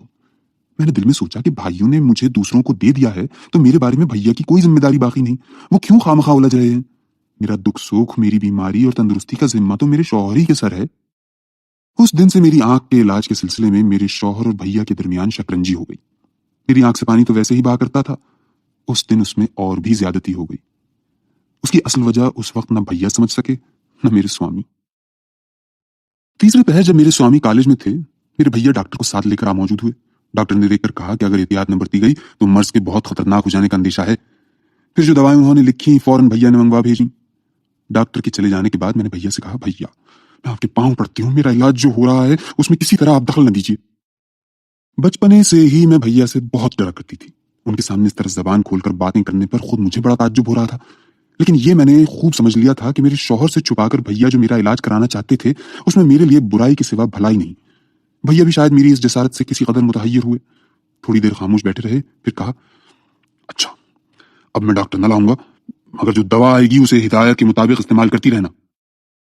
दवा आने पर मुझे उसके इस्तेमाल का तरीका बताकर भैया चले गए। कबल इसके कि मेरे स्वामी कॉलेज से लौटे, मैंने दवा की सब डिब्बियां शीशियां मान नुस्खे के बड़े खुश उसलूबी के साथ अंगनाई के कुएं में डाल दी। मेरे स्वामी अब गोया भैया की जिद पर और भी इन्हिमाक के साथ मेरा इलाज करने लगे। सुबह शाम दवाएं बदली जाने लगी। मैंने आंखों पर पट्टी बांधी, चश्मा भी लगाया, कतरा कतरा दवाएं भी डाली, मछली का बदबूदार तेल भी पिया। जब बदबू से आंतें बाहर निकल आने लगती तो मैं जब्त किए रहती। जब वो पूछते, कहो अब कैसा मालूम होता है, तो मैं कहती, पहले से तो अच्छी हूं। मैं ये महसूस करने की भी कोशिश करती रहती कि मर्ज अच्छा हो रहा है। जब आंखों से पानी ज्यादा जारी होता तो सोचती पानी का निकल जाना ही बेहतर है। फिर जब पानी बहना बंद हो जाता तो समझती कि ये मर्ज दूर होने की पहचान है। लेकिन कुछ दिन बाद बर्दाश्त से ज्यादा तकलीफ होने लगी। मैं धुंधला देखने लगी। सर के दर्द ने मुझे बेकरार कर दिया। मैंने देखा कि मेरे स्वामी भी कुछ बौखला से गए हैं। इतने दिन बाद किस बहाने से दूसरे डॉक्टर को लाएं, ये उनकी समझ में नहीं आ रहा था। मैंने उनसे कहा, भैया की दिलजोई के लिए एक दफा किसी डॉक्टर को बुलाने में क्या हर्ज है? वो खामखा नाराज हो रहे हैं, इससे मेरा भी दिल दुखता है। इलाज तो तुम ही करोगे, एक डॉक्टर बराए नाम रहेगा। मेरे स्वामी ने कहा, ठीक तो कह रही हो। ये कहकर उसी दिन एक अंग्रेज डॉक्टर को ले आए। डॉक्टर ने न मालूम क्या कहा, अंदाजे से इतना पता चला कि साहब ने मेरे स्वामी को थोड़ी सी मलामत की। वो सर नीचा किए लाजवाब खड़े रहे। डॉक्टर के चले जाने के बाद मैंने अपने शौहर का हाथ पकड़कर कहा, कहां से तुम गंवार गोरे डॉक्टर पकड़ लाए? किसी देसी डॉक्टर को लाते तो अच्छा होता। मेरी आंख का मरज वो क्या तुमसे बेहतर समझ सकता है? मेरे स्वामी ने किसी कदर तजब्जुब के बाद कहा, आंख में निश्तर लगाना पड़ेगा। मैंने गुस्से की सूरत बनाकर कहा, निश्तर लगाना होगा ये तो तुम जानते ही थे, मगर तुमने इस बात को बराबर मुझसे छुपाकर क्यों रखा था? क्या तुम समझते हो मैं निश्तर से डरती हूं? मैंने मजाकन कहा, मर्द सिर्फ अपनी बीवी के सामने बहादुर होते हैं। मेरे स्वामी ने संजीदा होकर फौरन जवाब दिया, तुम ठीक कहती हो, मर्दों में सिर्फ घमंड ही घमंड है। मैंने उनकी संजीदगी को रफा करने के लिए कहा, घमंड में तुम लोग औरतों का मुकाबला नहीं कर सकते, उसमें भी हमारी ही जीत है। इतने में भैया आ गए। मैंने उन्हें अलग ले जाकर कहा, आपके डॉक्टर की हिदायत के मुवाफिक दवा के इस्तेमाल से मेरी आंख अच्छी हो चली थी। एक दिन गलती से पीने की दवा आंख में लगाई, इस वजह से आंख की हालत बहुत खराब हो गई। मेरे स्वामी कहते हैं आंख में निश्तर लगाना पड़ेगा। भैया ने कहा, मेरा ख्याल था कि तुम्हारे स्वामी ही का इलाज हो रहा है, इसलिए गुस्से से मैं इतने दिन नहीं आया। मैंने कहा, नहीं, मैं छुपाकर आप ही के डॉक्टर की हिदायत की पाबंदी कर रही थी। अपने स्वामी की नाराजगी के खौफ से मैंने उनसे कुछ कहा नहीं। औरत को जन्म लेने से ही कितने झूठ बोलने पड़ते हैं। मैं न तो भैया का दिल दुखा सकती थी और न अपने शौहर की खुशनामी पर हरफाने दे सकती थी। माँ होकर गोद के बच्चे को बहलाना पड़ता है, बीवी होकर बच्चे के बाप को बहलाना पड़ता है। औरतों को कितनी मक्कारी की जरूरत पड़ती है। मेरी इस धोखेबाजी से इतना फायदा तो जरूर हुआ कि अंधी होने से पहले अपने स्वामी और भाई का मेल मिलाप देख सकी। भैया ने समझा कि छुपाकर इलाज करने की वजह से ये मुसीबत आन पड़ी। मेरे शौहर ने सोचा शुरू से अगर भैया की राय ले लेता तो अच्छा होता। यही ख्याल करके दोनों दिल ही दिल में मुआफी के तालिब होकर एक दूसरे से आ मिले। मेरे शौहर भैया से सलाह लेने लगे, भैया भी मेरे शौहर की राय को ठीक समझने लगे। आखिर इन दोनों के मशवरे से एक दिन एक अंग्रेज डॉक्टर ने आकर मेरी बाईं आंख में निश्तर लगाया। आंख कमजोर हो ही चुकी थी, इस सदमे को बर्दाश्त न कर सकी। उसकी खफीफ सी रोशनी भी जाती रही। उसके बाद रफ्ता रफ्ता दूसरी आंख पर भी तारीकी छा गई।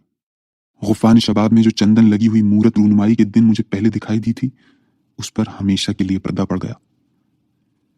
एक दिन मेरे शौहर ने मेरे पलंग के पास आकर कहा, आइंदा मैं झूठा घमंड न करूंगा, तुम्हारी आंखों को मैंने ही बर्बाद कर दिया है।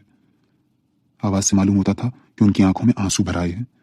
میں نے ان کے داہنے ہاتھ کو اپنے دونوں ہاتھوں میں دبا کر کہا، تمہاری چیز تھی، لے لی سوچو۔ اگر کسی دوسرے ڈاکٹر کے ہاتھ سے میری آنکھیں خراب ہو جاتی تو کیا مجھے اطمینان ہوتا؟ تقدیر جب اٹل ہے تو میری آنکھوں کو کوئی بھی نہ بچا سکتا۔ مجھے اپنی بے بصری میں بھی اس خیال سے تسکین ہے کہ وہ آنکھیں تمہارے ہاتھ سے ضائع ہوئی ہیں۔ جب پوجا کرتے وقت پھول کم پڑ گئے تو رام چندر جی اپنی دونوں آنکھیں نکال کر انہیں دیوتا کی خدمت میں نظر پیش کرنے گئے تھے۔ میں نے اپنے دیوتا کو اپنی بصارت نظر دی ہے۔ میری شبنہ چاندنی، میری صبح کی روشنی، میرے آسمان کا نیلا پن، میری دنیا کی سرسبزی، سب میں نے تمہیں پیش کر دی ہے۔ جو چیز تمہیں بھلی لگے مجھ سے کہنا، میں اسے تمہاری آنکھوں کی دیکھی ہوئی نعمت سمجھ کر قبول کر لوں گی۔ میں اتنی باتیں نہ کر سکتی تھی، اس طرح بولا بھی نہیں جا سکتا۔ ان سب باتوں کو میں نے پہلے سے سوچ رکھا تھا۔ کبھی کبھی جب افسردگی مجھے آ گھیرتی اور ثابت قدمی میں لغزش ہونے لگتی اور ایسا معلوم ہونے لگتا کہ میں بدنصیب ہوں، دکھی ہوں اور مجھے معطل کر دیا گیا ہے، تو میں اپنے دل سے یہی باتیں کر لیا کرتی۔ اس شانتی اور بھکتی کا سہارا لے کر میں اپنے دکھ سے زیادہ اپنے آپ کو اعلیٰ اور عرفہ سمجھنے کی کوشش کرتی۔ اس دن کچھ باتوں کے ذریعے اور کچھ خاموشی سے شاید میں ان کو اپنے دل کی بات سمجھا سکی تھی۔ انہوں نے کہا، اپنی حماقت سے تمہارا جو نقصان میں نے کیا ہے اس کی تلافی کسی طرح نہیں کر سکتا، لیکن جہاں تک ممکن ہوگا میں ہر وقت تمہارے ساتھ رہوں گا اور بے بصری کی تکلیف تمہیں محسوس نہ کرنے دوں گا۔ میں نے کہا، یہ بھی کوئی بات ہے بھلا؟ اپنا کام کاج چھوڑ کر اپنے مکان کو اندھوں کا اسپتال بناؤ گے؟ یہ میں ہونے نہ دوں گی، تمہیں ایک اور شادی کرنا ہی پڑے گی۔ کسی وجہ سے ان کو شادی کی اشد ضرورت تھی، اسے اچھی طرح سمجھا کر کہنا چاہتی تھی کہ میرا گلا رندنے لگا۔ تھوڑا سا کھانس کر اور اپنے تئیں سنبھال کر کچھ کہنے کو ہی تھی، اتنے میں وہ جوش میں آ کر بول اٹھے، میں نالائق ہوں، ضدی ہٹی ہوں، جو بھی ہوں، لیکن میں حیوان نہیں ہوں۔ اپنے ہاتھ سے تمہیں اندھا کر دینے کے بعد اسی اندھے پن کی وجہ سے تم کو چھوڑ کر دوسری شادی کر لوں تو میں اپنے گرودیو گوپی ناتھ کی قسم کھا کر کہتا ہوں کہ میں سمجھوں گا کہ میں نے برہمن کا قتل کیا یا اپنے باپ کو قتل کیا۔ اتنی بڑی قسم میں ان کو کھانے نہ دیتی، ضرور ان کو روک دیتی، لیکن دقت یہ پیش آئی کہ میرے آنسو میرے سینے پر سے بہ کر میری آنکھوں کو دھندلا کرنا اور گلے کو گھونٹنا چاہ رہے تھے۔ ان کو روکنے کی کوشش میں میرے لیے زبان ہلانا مشکل ہو گیا۔ جو کچھ وہ کہہ گئے اسے سن کر خوشی کے مارے میں اپنا منہ چھپا کر رونے لگی۔ میں اندھی ہوں، پھر بھی وہ مجھے نہ چھوڑیں گے۔ دکھی کے دکھ کی طرح وہ مجھے اپنے سینے سے لگائے رکھیں گے۔ میری قسمت اتنی چمکے گی، اس کی مجھے امید نہ تھی، لیکن انسان کا دل تو خود غرض ہوا کرتا ہے۔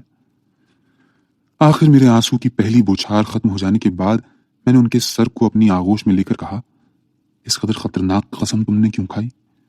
میں نے تم کو دوسری شادی کرنے کو اس لیے نہیں کہا تھا کہ تم کو عیش و نشاط حاصل ہو، بلکہ سوتن کے ہاتھ سے میں اپنی غرض پوری کرنا چاہتی تھی۔ اندھی ہونے کی وجہ سے جو تمہارا کام میں خود نہیں کر سکتی اس سے کرا لیتی، یہ تھا میرا مطلب۔ میرے شوہر نے کہا، کام تو خادمہ بھی کرتی ہے، کیا میں کام کی خاطر ایک خادمہ سے شادی کر کے اسے اپنی بیوی کے ساتھ ایک ہی مسند پر بٹھا سکتا ہوں؟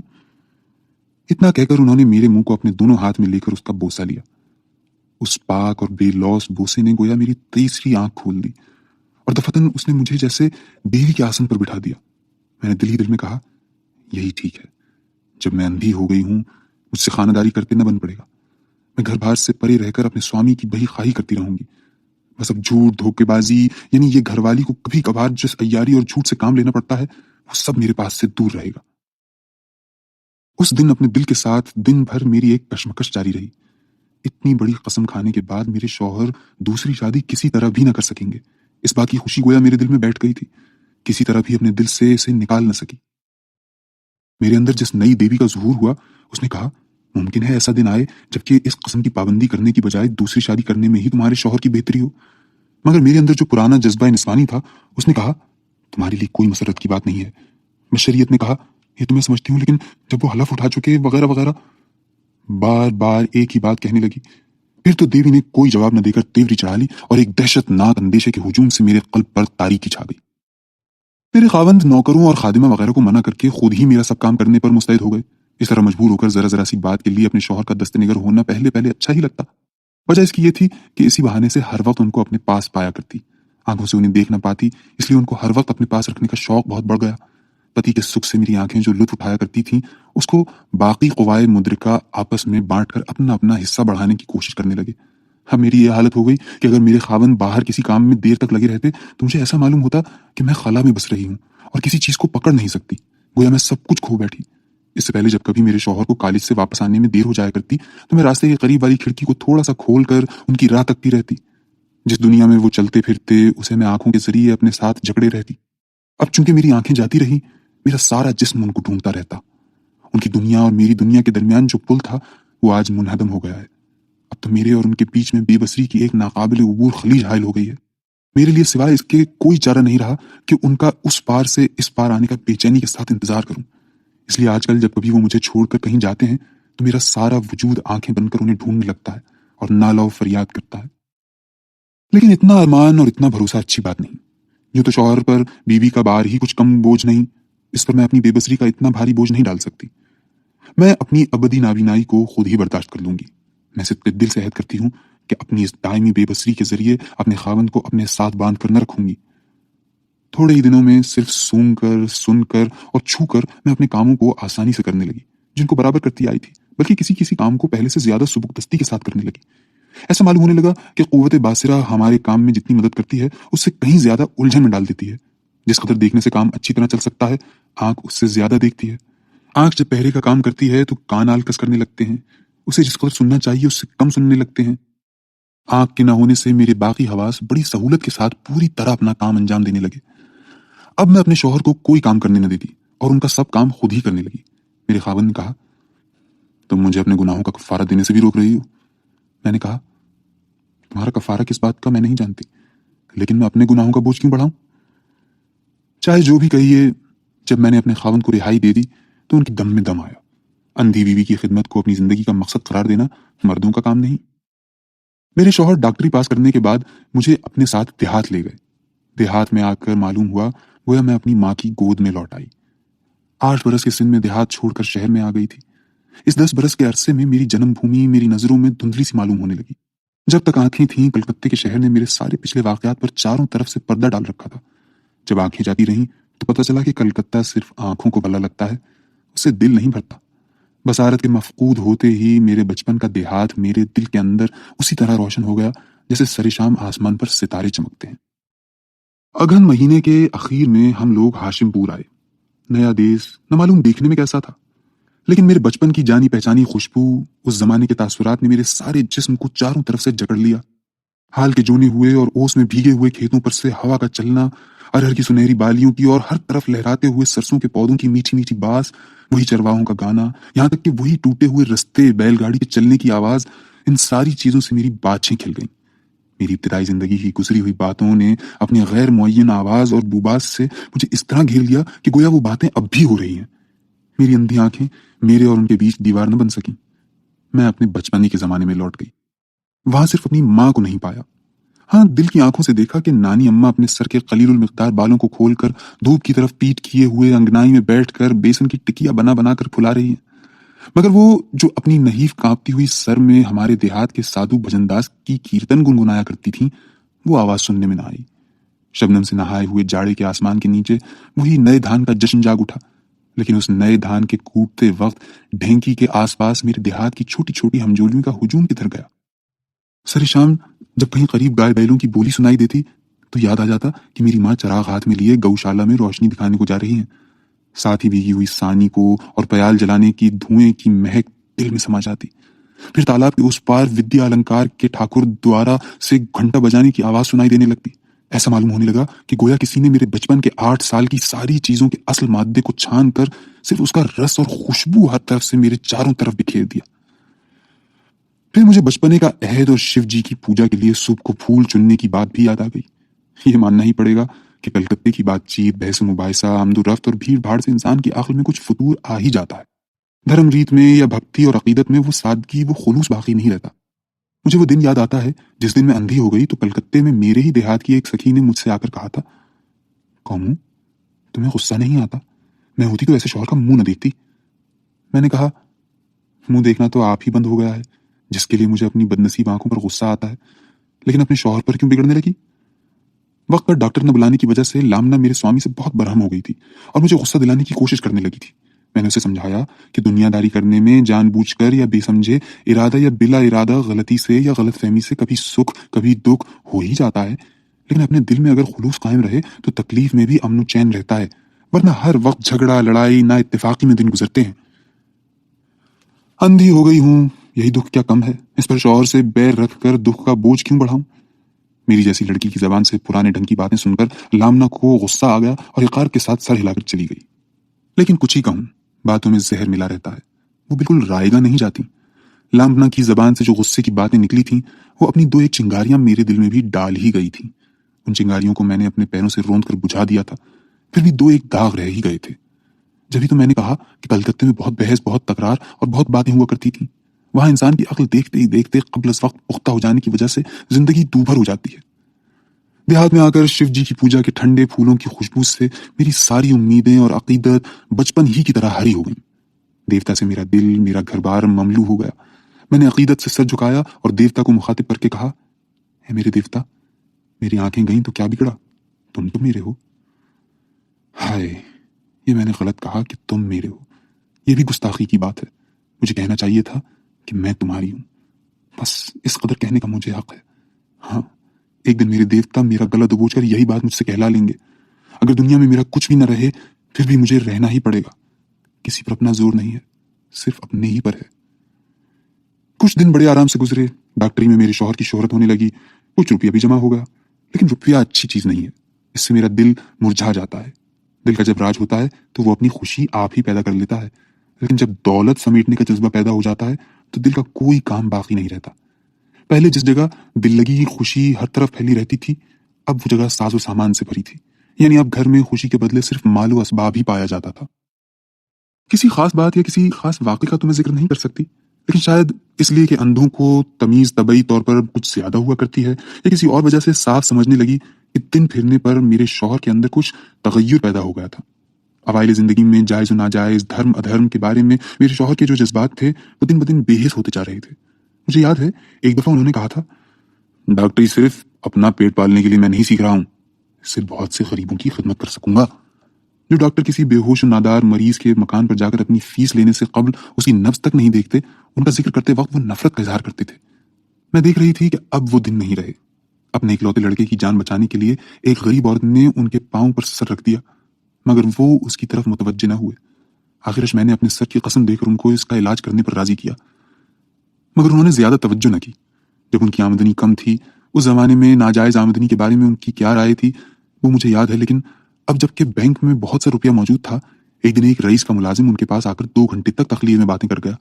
उसने क्या कहा था मैं कुछ नहीं जानती, लेकिन जब उसके बाद मेरे शौहर अंदर आए और बड़ी खुशी खुशी मुझसे इधर उधर की बातें करने लगे, तो अपनी अंदरूनी हिस्स के जरिए मैं समझ गई कि हो ना हो आज वो कोई कलंक लगा कर आए हैं। अंधी होने से पहले जिन्हें मैंने आखिरी मरतबा देखा था, मेरे शौहर कहाँ गए? जिन्होंने एक दिन मेरी दोनों आंखों के दरमियान बोसा लेकर मुझे देवी की मसनद पर बिठाया था, मैं उनकी किस काम आ सकी? शदीद जज्बात को हालात की आंधी कभी कभी उड़ा ले जाती है, मगर दोबारा फिर वो अचानक रूनुमा भी हो जाते हैं। लेकिन जज्बात का इस तरह दिन ब दिन लम्हा ब लम्हा अंदर ही अंदर सर्द होते जाना, जाहिर में बढ़ते जाना, मगर अंदर ही अंदर बतदरीज उनका घटते जाना, मेरी समझ में ना आता था कि आखिर मैं इसको किस तरह रोकूं। कोई राह सुझाई न देती। अपने शौहर को आंखों से न देखने की वजह से उनके और मेरे दरमियान जो तफर्रुका पैदा हो गया था वो कोई बड़ी बात न थी, लेकिन कलेजा मुंह को आता है जब ये सोचती हूँ कि मैं जहां हूं वो वहां नहीं है। मैं अंधी हूँ, रोशनी से महरूम हूँ, लेकिन मैं अपने मन की दुनिया में अपने गुफ़ान उम्र की सदा मोहब्बत, बेलौस एहतराम, गैर मुनक़ता अकीदत लिए बैठी हूँ। जिंदगी के शुरू में जिस फूल को मैंने अपने नन्हे हाथों से मंदिर में अपने देवता की नजर चढ़ाया था, उस फूल की ओस भी अब तक सूखी नहीं है। और मेरे शौहर इस दिलकशी और दायमी ताजगी के देश को तर्क करके दौलत के शराब के अंदर न मालूम कहाँ छुपते चले जा रहे हैं। मेरा जिस पर अकीदा है, जिसे मैं अपना धर्म समझती हूँ, अपने आराम व माल व मता से जिनको आला व अरफा जानती हूँ, वो बहुत दूर से मेरी इस रविश की हंसी उड़ा रहे हैं। लेकिन एक ऐसा ही दिन भी था जब ये तफर्रुक़ न था। हम दोनों ने एक ही राह पर अपने सफर की इब्तिदा की थी। किस वक्त से हम अलहदा अलहदा चलने लगे, इसका ना उन्हें पता चला ना मुझे पता चला।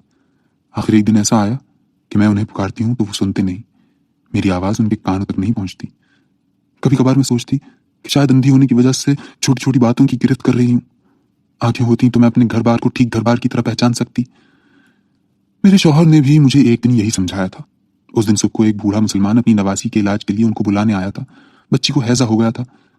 मैंने उसे कहते सुना, बाबा मैं गरीब हूं, लेकिन अल्लाह तुम्हारा भला करेगा। मेरे शौहर ने कहा, अल्लाह जो करेगा सिर्फ उसी से मेरा काम नहीं चलेगा, पहले बताओ तुम क्या करोगे। सुनते ही मैंने सोचा भगवान ने मुझे अंधा बना दिया, बहरा क्यों नहीं किया। बूढ़े ने एक लंबी सांस खींचकर कहा, या अल्लाह, और वहां से चला गया। मैंने फौरन खादिमा को भेजकर बुड्ढे को पिछले दरवाजे पर बुला भेजा और उससे कहा, बाबा, तुम्हारी नवासी के इलाज के लिए तुम्हें कुछ दे रही हूं, तुम मेरे स्वामी को दुआ देते हुए मोहल्ले के हरीश डॉक्टर को बुला ले जाओ। लेकिन दिन भर मेरे हलक से खाना न उतरा। तीसरे पहर की नींद से बेदार होकर मेरे खावंद ने पूछा, तुम कुछ मगमूम सी मालूम हो रही हो, इसकी क्या वजह है? पहले की आदत के मुताबिक एक जवाब मेरी जबान पर आ गया था, यानी कुछ भी नहीं हुआ। लेकिन मक्कारी के दिन जा चुके थे। मैंने साफ साफ कहा, बहुत दिनों से मैं सोच रही थी कि तुमसे कहूं, मगर जब कहना चाहती तो ये ख्याल आता कि आखिर कौन सी बात कहने की है। नहीं मालूम तुम्हें दिल की बात समझाकर कह सकूंगी भी या नहीं, लेकिन तुम खुद अपने दिल में जरूर समझ रहे हो कि जिस तरह हम दोनों ने मिलकर एक ही साथ जिंदगी के सफर की इब्तिदा की थी, उसमें फर्क आ गया है। आज हम दोनों अलग अलग चल रहे हैं। मेरे शौहर ने हंसकर कहा, तगय्युर ही दुनिया की रीत है। मैंने कहा, रुपया, पैसा, रूप, जोबन, ये सब चीजें तगय्युर पजीर हैं, लेकिन क्या किसी चीज का भी दवाम नहीं? इस पर वो मतानत के साथ बोले, कुछ ऐसी औरतें हैं जिन्हें एहतियाज की वजह से दुख है। किसी का शौहर रोजगार नहीं करता, किसी का शौहर मोहब्बत नहीं करता, मगर तुम तो आसमान पर से दुख उतार लाती हो। मैं समझ गई कि मेरी बेबसी मेरी आंखों में एक सुरमा लगाकर इस बदलती दुनिया से मुझे बाहर ले आई है। मैं दूसरी औरतों की तरह नहीं हूं। मेरे शौहर मुझे समझ न सकेंगे। इतने में मेरी एक फुफिया सास अपने भतीजे की खैरियत दरियाफ्त करने आई। हम दोनों उनके कदम छूकर उठे ही थे कि उनकी जबान से पहली बात ये निकली, मैंने कहा, बहू, तुम तो अपनी बदनसीबी से दोनों आंखें गंवा बैठी हो। ऐसी हालत में एक अंधी के साथ मेरा अविनाश कैसे घर बार चला सकेगा? इसकी एक और शादी कर दो। मेरे शौहर अगर मजाकन कहते, फूफी, आप ही देखभाल कर कहीं निस्बत लगा दीजिए, तो एक बात होती। लेकिन वो झिझकते हुए बोले, फूफी, ये आप क्या कह रही हैं? फूफी ने जवाब दिया, क्यों, मैं बुरा क्या कह रही हूं? भला तुम ही तो कहो बहू। मैंने हंसकर कहा, फूफी, अच्छे शख्स से आप सलाह ले रही हैं, जिसकी गांठ कतरना हो उससे भला कोई राय लेता है? फूफी ने कहा, हाँ, बात तो ठीक है, मैं तुमसे तखलीम इस बारे में गुफ्तगू करूंगी। क्यों अविनाश, ठीक है ना? देखो बहू, ब्राह्मणों में बड़े खानदान की औरतों की जितनी ज्यादा सौतनें होती हैं, उसके शौहर की कदर मंजिलत उतनी ही ज्यादा बढ़ती है। हमारा लड़का अगर डॉक्टरी के बदले शादी ही करता रहता तो उसे किसी बात की फिक्र ना होती और आमदनी भी काफी होती। मरीज तो डॉक्टर का इलाज करते करते मर ही जाते हैं, उनके मर जाने के बाद तो फीस नहीं मिलती। लेकिन भगवान की कृपा से आला खानदान की औरतों की मौत तो जल्दी आती नहीं। वो जितने दिनों तक जीती रहेंगी उतना ही उनका शौहर नफा उठाएगा। 2 दिन बाद मेरे शौहर ने कहा, फूफी, कोई ऐसी शरीफ घराने की औरत मिल सकती है जो बहू को अपनी अजीजा की तरह समझे और जरूरत के वक्त उन्हें सहारा दे सके? इनको आंखों से सूझता नहीं है, कोई सहेली इनके साथ हर वक्त रहे तो मुझे इत्मीनान हो। जब मैं शुरू में अंधी हुई थी, उस वक्त अगर मेरे शौहर ऐसा कहते तो कोई हर्ज ना था। लेकिन आजकल मेरी आंखों के न होने की वजह से उनका या घर बार का कौन सा काम रुका रहता है मुझे नहीं मालूम। मगर मैंने कोई एतराज न किया और चुप साध ली। फूफी ने कहा, लड़कियों की क्या कमी है? मेरे स्वामी की ही एक भतीजी है, जैसी हसीन है वैसी ही नेकबख्त है, ब्याह कसीन हो चुका है, बस उसके लायक दूल्हा मिलने का इंतजार है। तुम्हारा ऐसा खानदानी दूल्हा मिल जाए तो अभी शादी कर दी जाए। मेरे शौहर ने कहा, शादी की बात कौन कर रहा है? फूफी ने कहा, हैं, शादी ना करोगे? क्या शरीफ की लड़की यूं ही तुम्हारे घर आकर पड़ी रहेगी? बात माकूल थी और मेरे शौहर से कोई जवाब न बन सका। अपनी बंद आंखों की अबदी तारीकी के अंदर मैं अपना सर उठाकर दिल ही दिल में दुआ मांगने लगी, हे भगवान, मेरे शौहर को बचाइयो। कई दिन बाद एक दिन सुबह को मेरी पूजा से फारिग होकर आते ही फूफी ने कहा, ए बहू, जिस भतीजी का मैंने जिक्र किया था वही हम लोगों के साथ आज गांव से आई है। सादी, ये तुम्हारी दीदी हैं, इन्हें सलाम करो। इतने में मेरे शौहर यकायक उधर आ निकले। एक बेगाना औरत को देखकर वो लौट जाने को थे कि फूफी बोल उठी, कहाँ जा रहे हो अविनाश? मेरे शौहर ने दरियाफ्त किया, ये कौन है? फूफी ने कहा, यही लड़की है, मेरी भतीजी साधना। वो कब आई और उसे कौन लाया वगैरह वगैरह इस किस्म की बहुत सी गैर जरूरी पूछगछ मेरे शौहर करने लगे। मैंने दिल ही दिल में कहा, जो हो रहा है वो तो मैं समझ ही रही हूँ, ये मकरू फरेब भी शुरू हो गया। आखिर ये खुफिया कार्रवाई, ये बहाना साजी क्यों? अपनी गैर तस्कीन शुदा ख्वाहिश पूरा करने के लिए जो करना हो कर लो, लेकिन मेरी खातिर क्यों खामखा अपने को जलील कर रहे हो? मुझे बहलाने के लिए इस कदर एहतमाम की क्या जरूरत है? साधना का हाथ पकड़कर मैं उसको अपनी ख्वाबगाह में ले गई। मैंने उसके चेहरे और बदन पर हाथ फेर कर देखा। चेहरा खूबसूरत ही होगा, सिन भी 14-15 बरस से ज्यादा ना होगा। लड़की यकायक मीठी और ऊंची आवाज से हंस पड़ी, बोली, ये क्या कर रही हो? मेरे सर से भूत उतार रही हो क्या? उस पुरखुलूस भोली भाली हंसी की आवाज से मेरे और उसके दरमियान जो स्याह पर्दा हाइल हो गया था वो फौरन उठ गया। मैंने उसे गले लगाकर कहा, میں تمہیں دیکھ رہی ہوں بہن، یہ کہہ کر اس کے نازک چہرے پر اور ایک بار ہاتھ پھیر کر دیکھا۔ دیکھ رہی ہو کہہ کر وہ پھر ہنس کر بولی، میں کیا تمہارے باغ کی سیم یا بینگن ہوں کہ اس پر ہاتھ پھیر کر دیکھ رہی ہو کہ کتنی بڑی ہوئی ہے؟ تب مجھے یکایک خیال آیا کہ سادھنا نہیں جانتی ہے کہ میں اندھی ہوں۔ میں نے کہا، بہن میں تو اندھی ہوں۔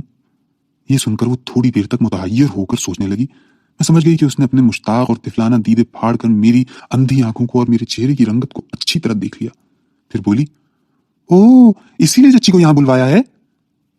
میں نے کہا، نہیں میں نے بلایا نہیں، تمہاری چچی خود ہی آئی ہیں۔ لڑکی پھر ہنس پڑی اور بولی، مہربانی کر کے آئی ہیں تو پھر مہربانی کر کے یہاں سے جلدی ٹلنے والی نہیں۔ مگر میں سوچتی ہوں میرے بابا نے مجھے یہاں کیوں بھیجا؟ اتنے میں پھپھی بھی گھر میں داخل ہوئی۔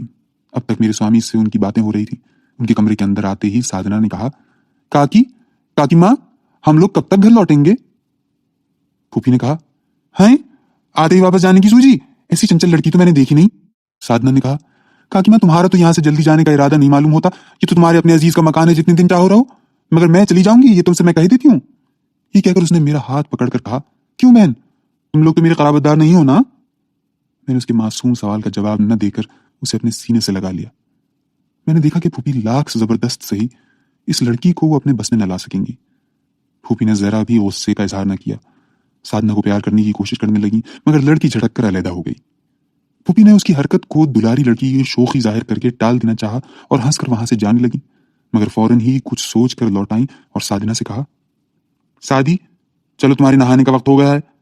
اس نے میرے قریب آ کر کہا، ہم دونوں گھاٹ پر چلیں گے، کیوں ٹھیک ہے نا؟ یہ بات پھوپھی کی مرضی کے خلاف تھی، پھر بھی انہوں نے سکوت اختیار کیا۔ وہ جانتی تھیں کہ اگر وہ زور آزمائی کریں گی تو سادھنا کی جیت ہوگی اور میرے سامنے ان دونوں کی مخالفت پوری طرح آشکارا ہو جائے گی۔ تالاب کے کنارے چلتے چلتے سادھنا نے مجھ سے دریافت کیا، تمہارے کوئی لڑکا لڑکی کیوں نہیں ہے؟ میں نے تھوڑا سا ہنس کر کہا، کیوں نہیں ہے؟ میں یہ کیسے بتاؤں، بھگوان نے نہیں دیا۔ سادھنا نے کہا، ضرور تمہارے اندر کوئی پاپ رہا ہوگا۔ میں نے کہا، یہ بھی انتریامی ہی جانے۔ اپنی بات کے ثبوت میں لڑکی نے کہا، دیکھو میری چچی کو، ان کے اندر اس قدر عیاری بھری ہوئی ہے کہ ان کے رحم میں بچہ جنم لیتا ہی نہیں۔ نیکی اور بدی، سکھ دکھ، سزا و جزا، ان سب کی بحث سے میں خود بھی ناواقف تھی۔ اس لڑکی کو بھی سمجھانے کی کوئی کوشش نہ کی، صرف ایک ٹھنڈی سانس لے کر دل ہی دل میں اپنے ایشور سے کہا، ہے انتریامی، دلوں کا حال تو ہی جانتا ہے۔ سادھنا مجھ سے لپٹ کر ہنس پڑی، پھر بولی، ارے واہ، میری بات سن کر تم ٹھنڈا سانس بھرتی ہو، میری باتوں کا بھی کوئی خیال کیا کرتا ہے؟ میں نے دیکھا کہ میرے شوہر کے ڈاکٹری کے کام میں رکاوٹ پیدا ہونے لگی۔ دودھ کا پلاوا آتا ہے تو جاتے ہی نہیں، قریب کہیں جاتے ہیں تو جھٹ پٹ لوٹ آتے ہیں۔ پہلے جب فرصت کے وقت گھر پر رہتے تھے تو صرف دوپہر کا کھانا کھاتے وقت اور سوتے وقت وہ اندر آیا کرتے۔ آج کل پھوپھی بھی گھڑی گھڑی انہیں بلا بھیجتی ہیں اور وہ بھی بے ضرورت پھوپھی کی خیریت دریافت کرنے آ جاتے ہیں۔ پھوپھی جب پکار کر کہتی، سادی میرا پن بٹا لے کر ذرا آنا تو میں سمجھ جاتی کہ پھوپھی کے پاس میرے شوہر آئے ہیں۔ شروع میں 2-3 دن تک سادھنا پن بٹا، تیل کی کٹوری، سندور کی ڈبیا وغیرہ پھوپھی کی فرمائش کے مطابق ان کے پاس لے جاتی رہی، لیکن اس کے بعد جب وہ بلاتی تو وہ اپنی جگہ سے ہرگز نہ ہلتی اور جو چیز پھوپھی بھی مانگتی وہ داسی کے ہاتھ بھیج دیتی۔ پھوپھی بلاتی، سادھنا، اے سادی، مگر وہ ہمدردی کے جذبے میں مجھ سے لپٹی رہا کرتی۔ دہشت اور گھبراہٹ نے اسے گھیر رکھا تھا۔ اس کے بعد سے وہ مجھ سے میرے شوہر کا ذکر بھول کر بھی نہ کرتی۔ اسی درمیان میں میرے بھیا مجھے دیکھنے آئے۔ میں جانتی تھی بھیا کی نظر بہت تیز ہے، جو کچھ ہو رہا تھا ان سے چھپانا محال تھا۔ میرے بھیا بڑے کھڑے آدمی تھے، شمع برابر بیجا بات برداشت نہیں کر سکتے تھے۔ میرے شوہر ان کی نظر میں مجرم ٹھہریں گے اس کا ڈر مجھے لگا رہتا۔ میں نے بے حد مسرت کا اظہار کر کے ساری باتوں کو چھپا رکھا تھا۔ ادھر ادھر کی بہت سی باتیں کر کے میں نے گویا چاروں طرف گرد اڑا رکھی تھی، لیکن یہ سب باتیں میری فطرت کے اس قدر خلاف تھیں کہ وہی اصل حالت کے ظاہر ہو جانے کا سبب بن گئیں۔ بھیا زیادہ دن نہ رہ سکے۔ میرے شوہر اس قدر بےکل ہوئے کہ ان کے انداز سے صاف بد اخلاقی ٹپکنے لگی۔ بھیا چلے گئے۔ چلتے وقت وہ بہت دیر تک میرے سر پر اپنا کانپتا ہوا ہاتھ رکھے رہے، دل ہی دل میں خشوع و خشوع کے ساتھ مجھے کیا دعا دے رہے تھے میں سمجھ گئی۔ ان کے آنسو میرے آنسوؤں سے بھیگے ہوئے گالوں پر ٹپک پڑے۔ مجھے وہ دن یاد ہے، چیت کا مہینہ تھا، شام کے بعد لوگ ہاٹ سے اپنے اپنے گھر لوٹ رہے تھے۔ ایک آندھی اپنے ساتھ پانی لیے ہوئے دور سے چلی آ رہی تھی، اس کی لائی ہوئی بھیگی مٹی کی مہک اور ہوا کی نمی آسمان پر پھیلی ہوئی تھی۔ اندھیرے میں لوگ اپنے ساتھیوں سے بچھڑ کر بےتابی سے ایک دوسرے کو زوروں سے پکار رہے تھے۔ جب تک میں اکیلی رہتی، مجھ اندھی کی خوابگاہ میں چراغ روشن نہیں کیا جاتا تھا تاکہ کہیں اس کی لو سے کپڑے میں آگ لگ نہ جائے یا کوئی اور حادثہ پیش نہ آ جائے۔ اسی سنسان اندھیرے کمرے میں زمین پر اکیلی بیٹھی ہوئی دونوں ہاتھ جوڑ کر میں اپنی اندھی دنیا کے جگت آدھار کو پکار رہی تھی۔ میں کہہ رہی تھی، ہے میرے آقا، تمہاری عنایتوں کو میں پوری طرح محسوس نہیں کر سکتی، تمہاری کیا مرضی ہے یہ بھی جب نہیں سمجھ سکتی تو اس ٹوٹے ہوئے غمزدہ دل کی پتوار کو اپنی پوری قوت کے ساتھ دونوں ہاتھوں سے پکڑے رکھتی ہوں۔ سینے سے خون ابلا آتا ہے، پھر بھی طوفان کو روک نہیں سکتی۔ پربھو، میری اور کتنی آزمائش ہوگی، میری سکت ہی کتنی ہے۔ کہتے کہتے آنسو ابل پڑے، پلنگ پر سر رکھ کر رونے لگی۔ دن بھر گھر بار کا کام کرنا پڑتا، سادھنا سائے کی طرح میرے ساتھ رہتی ہے۔ سینے میں جو آنسو جمع ہو جاتے ہیں انہیں بہانے کا موقع نہیں ملتا۔ بہت دن بعد آج آنسو نکلے، اتنے میں پلنگ کو تھوڑی سی جنبش ہوئی اور کسی کے پاؤں کی آہٹ کان میں آئی۔ پھر فوراً ہی سادھنا نے آ کر اپنے آنچل سے میرے آنسوؤں کو آہستہ آہستہ پونچھ دیا۔ اس سر شام ہی نہ معلوم کیوں آ کر پلنگ پر لیٹ گئی تھی۔ اس کی مجھے کچھ خبر نہ تھی۔ اس نے مجھ سے کچھ نہیں پوچھا، میں نے بھی کچھ نہیں کہا۔ دھیرے دھیرے وہ اپنا ٹھنڈا ہاتھ میری پیشانی پر پھیرنے لگی۔ اسی اسنا میں کب بادل گرجا اور کب موسلادھار بارش کے ساتھ آندھی چلی، مجھے کچھ بھی پتہ نہ چلا۔ بہت دن بعد میرے دھڑکتے ہوئے دل کو ایک فرحت افزا چین اور سکون نصیب ہوا۔ دوسرے دن سادھنا نے پھوپھی سے کہا، کاکی، اگر تم گھر واپس نہ جاؤ گی تو میں مانجھی بھیا کے ساتھ چلی جاؤں گی، یہ تم سے میں کہی دیتی ہوں۔ پھوپھی نے کہا، نہیں نہیں، میں بھی کل ہی جا رہی ہوں، ساتھ ہی چلیں گے۔ یہ دیکھو سادی، میرے ابیناش نے تمہارے لیے کیسی اچھی موتی جڑی ہوئی انگوٹھی خریدی ہے۔ اتنا کہہ کر پھوپھی نے فخریہ وہ انگوٹھی نکال کر سادھنا کے ہاتھ میں دے دی۔ سادھنا نے کہا، یہ دیکھو کاکی، میرا نشانہ کیسا ٹھیک ہے۔ یہ کہہ کر اس نے انگوٹھی کو سامنے تالاب میں تیزی سے پھینک دیا۔ دکھ اور حیرت سے پھوپھی کے دل میں ہیجان پیدا ہو گیا۔ میرا ہاتھ پکڑ کر کہنے لگی، بہو، اس بچپنے کی بات کو ابیناش سے ہرگز مت کہنا، اس سے میرے لڑکے کو بڑا دکھ ہوگا، بہو تمہیں سر کی قسم۔ میں نے کہا، بس زیادہ کہنے کی ضرورت نہیں، میں اس کا کوئی ذکر ہی نہ کروں گی۔ دوسرے دن چلتے وقت سادھنا مجھ سے لپٹ کر بولی، دیدی، مجھے یاد رکھنا۔ میں نے اپنے دونوں ہاتھ اس کے منہ پر بار بار پھیر کر کہا، اندھی کچھ بھولتی نہیں بہن، مجھے تو بیرونی دنیا سے کوئی لگاؤ نہیں ہے، میرا تعلق تو دل ہی سے ہے۔ اتنا کہہ کر اس کے سر کو اپنے سینے سے لگا کر اسے پیار کیا۔ اس کے جوڑے پر میرے آنسو بہہ کر جا پڑے۔ سادھنا کے چلے جانے پر میری دنیا سنسان ہو گئی۔ جو دلاویز نغمہ، جو چمکتی ہوئی روشنی اور جو کنول کی مانند تازگی وہ میرے دل میں لے آئی تھی، ان سب کے رخصت ہو جانے کے بعد میں نے چاروں طرف اپنے دونوں ہاتھوں کو پھیلا کر دیکھا کہ میرے گھر میں کیا کیا رہ گیا ہے۔ میرے شوہر نے بڑی خوشی کا اظہار کرتے ہوئے کہا، یہ لوگ گئے، چھٹکارا ملا، اب اپنا کام کچھ کرنے کی فرصت ملے گی۔ تف ہے میری زندگی پر، میرے لیے کیوں اس قدر مکاری؟ میں کیا سچ سے ڈرتی ہوں؟ جھوٹ سے کبھی خوف کھاتی ہوں؟ تو میرے شوہر کو معلوم نہیں کہ جب میں نے اپنی دونوں آنکھیں دے ڈالی تھیں تو دائمی تاریکی کو سکون دل کے بدلے قبول کر لیا تھا؟ اتنے دنوں تک میرے اندر میرے شوہر کے درمیان صرف بے بصری ہی حائل تھی۔ آج سے ایک نئی چیز بیچ میں آ پڑی ہے۔ میرے شوہر بھول کر بھی کبھی سادھنا کا نام میرے سامنے نہیں لیتے، گویا ان کی اپنی دنیا سے سادھنا بالکل ہی دفع دفان ہو گئی ہے، گویا اس دنیا میں کبھی بھی اس کی پرچھائی تک نہیں پڑی تھی۔ گرچہ خطوط کے ذریعے وہ برابر اس کی خبر پاتے رہتے تھے اور میں آسانی سے بھانپ لیتی تھی۔ جس دن تالاب کے اندر تھوڑا سا بھی پانی داخل ہو جاتا ہے، کنول کے ڈنٹھل میں جنبش پیدا کرتا ہے۔ اسی طرح جس دن کوئی بات ان کی طبیعت کو تھوڑا سا بھی مضطرب کر دیتی ہے تو میرے دل کی کھوپل کو اس کا پتہ چل جاتا ہے۔ کب اس کو خبر ملتی ہے اور کب نہیں ملتی، یہ بھی مجھ سے چھپا نہیں رہتا، لیکن میں ان سے اس کی بات دریافت نہ کر سکتی تھی۔ میرے دل کی تاریکی میں وہ جو ایک چنچل سرمست چمکتا ہوا خوبصورت تارا تھوڑے عرصے کے لیے نمودار ہوا تھا، اس کی خبر دریافت کرنے کے لیے، اس کے بارے میں بات چیت کرنے کے لیے میرا دل بے قرار رہتا، لیکن اپنے شوہر کے سامنے ایک لمحے کے لیے بھی اس کا ذکر کرنے کی مجال نہ تھی۔ ہم دونوں کے درمیان درد اور شکایتوں سے لبریز خاموشی مستقل جمی ہوئی تھی۔ بیساکھ کے وسط میں ایک دن خادمہ نے آ کر دریافت کیا، ماں جی، گھاٹ پر بڑی دھوم دھام سے کشتی تیار ہو رہی ہے، بابا جی جائیں گے کیا؟ میں جانتی تھی کہ کچھ دنوں سے کسی بات کی تیاری ہو رہی تھی۔ پہلے تو میرے بے دیکھے آسمان پر طوفان سے قبل کا سناٹا ظاہر ہوا، پھر بادلوں کے ٹکڑے ادھر ادھر سے آ کر جمع ہونے لگے، گویا قہر خدا چاروں طرف سے سمٹ کر میرے ہی سر پر اکٹھا ہو رہا تھا۔ یہ میں سمجھ رہی تھی۔ خادمہ سے کہا، مجھے تو معلوم نہیں کچھ۔ خادمہ کو کچھ اور دریافت کرنے کی ضرورت نہ ہوئی، وہ ایک ٹھنڈی سانس لے کر چلی گئی۔ بہت رات گئے میرے سوامی نے آ کر مجھ سے کہا، مجھے دور سے ایک بلاوا آیا ہے، صبح سویرے مجھے روانہ ہونا پڑے گا، لوٹنے میں غالباً 2-3 دن لگ جائیں گے۔ میں نے بچھونے پر سے اٹھ کر کہا، کیوں مجھ سے جھوٹ بول رہے ہو؟ میرے شوہر نے کانپتے لڑکھڑاتے لہجے میں کہا، کیا جھوٹ بول رہا ہوں؟ میں نے کہا، तुम शादी करने जा रहे हो। वो खामोश खड़े रहे, मैं भी चुप रही। देर तक सन्नाटा रहा। फिर मैंने कहा, जवाब दो। हाँ, मैं शादी करने जा रहा हूं। आवाज़ बाज गश्त की तरह वो बोल उठे, हाँ, मैं शादी करने जा रहा हूं। मैंने कहा, नहीं, तुम जा ना सकोगे। तुम्हें मैं इतने बड़े गुनाह से, इतनी बड़ी तबाही से जरूर बचाऊंगी। इतना भी ना कर सकूं तो किस काम की बीवी हूं? क्या मैंने शिव जी की पूजा इसी दिन के लिए की थी? फिर बहुत देर तक कमरे में सन्नाटा रहा। मैंने जमीन पर बैठकर स्वामी के दोनों पांव पकड़कर कहा, मैंने तुम्हारा कौन सा कसूर किया है? तुम्हारा कौन सा काम बिगाड़ा है? दूसरी बीवी की तुम्हें किस बात के लिए जरूरत है? मेरे सर की कसम, सच सच कहो।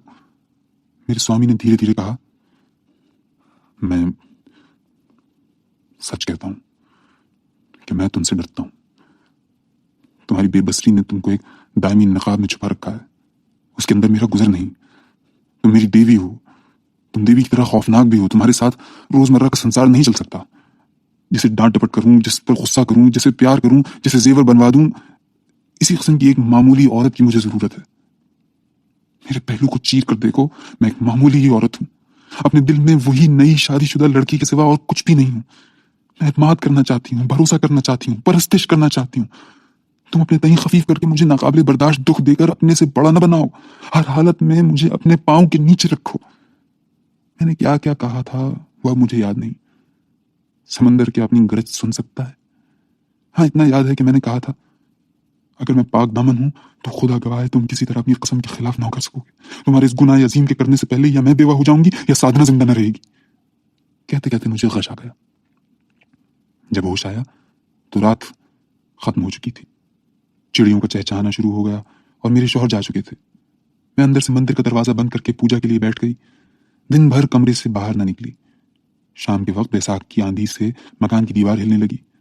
मैंने ये नहीं कहा कि हे प्रभु, मेरे स्वामी इस वक्त नदी पर हैं, इनकी हिफाजत करना। मैंने तहे दिल से यही दुआ मांगी कि ऐ खुदा, मेरी किस्मत में जो हो सो हो, मेरे स्वामी को इतना बड़ा गुनाह करने से बचाइयो। सारी रात गुजर गई। दूसरे दिन भी मैंने आसन न छोड़ा। फाके और बेखाबी की हालत में न मालूम किसने मुझे कुव्वत दी थी। उस पत्थर की मूर्ति के सामने भी मूरत बनी बैठी रही। शाम के वक्त बाहर के दरवाजे पर धम धम शुरू हो गई। दरवाजा तोड़कर जब लोग अंदर दाखिल हुए तो मैं बेहोश पड़ी थी। होश में आते ही सुना, बीती। देखा कि मैं साधना की गोद में पड़ी हूं। सर हिलाते ही नए रेशमी कपड़े के सरसराने की आवाज कान में आई। भगवान, तुमने मेरी दुआ कबूल न की। मेरे शौहर की तबाही आ ही गई। साधना सर नीचे किए हुए धीरे धीरे बोली, आपा, तुम्हारी दुआ लेने आई हूं। मैं लकड़ी की तरह बेहिस हरकत हो गई।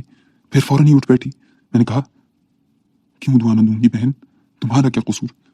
साधना पहले की तरह ऊंची आवाज से हंस पड़ी। फिर बोली, कसूर?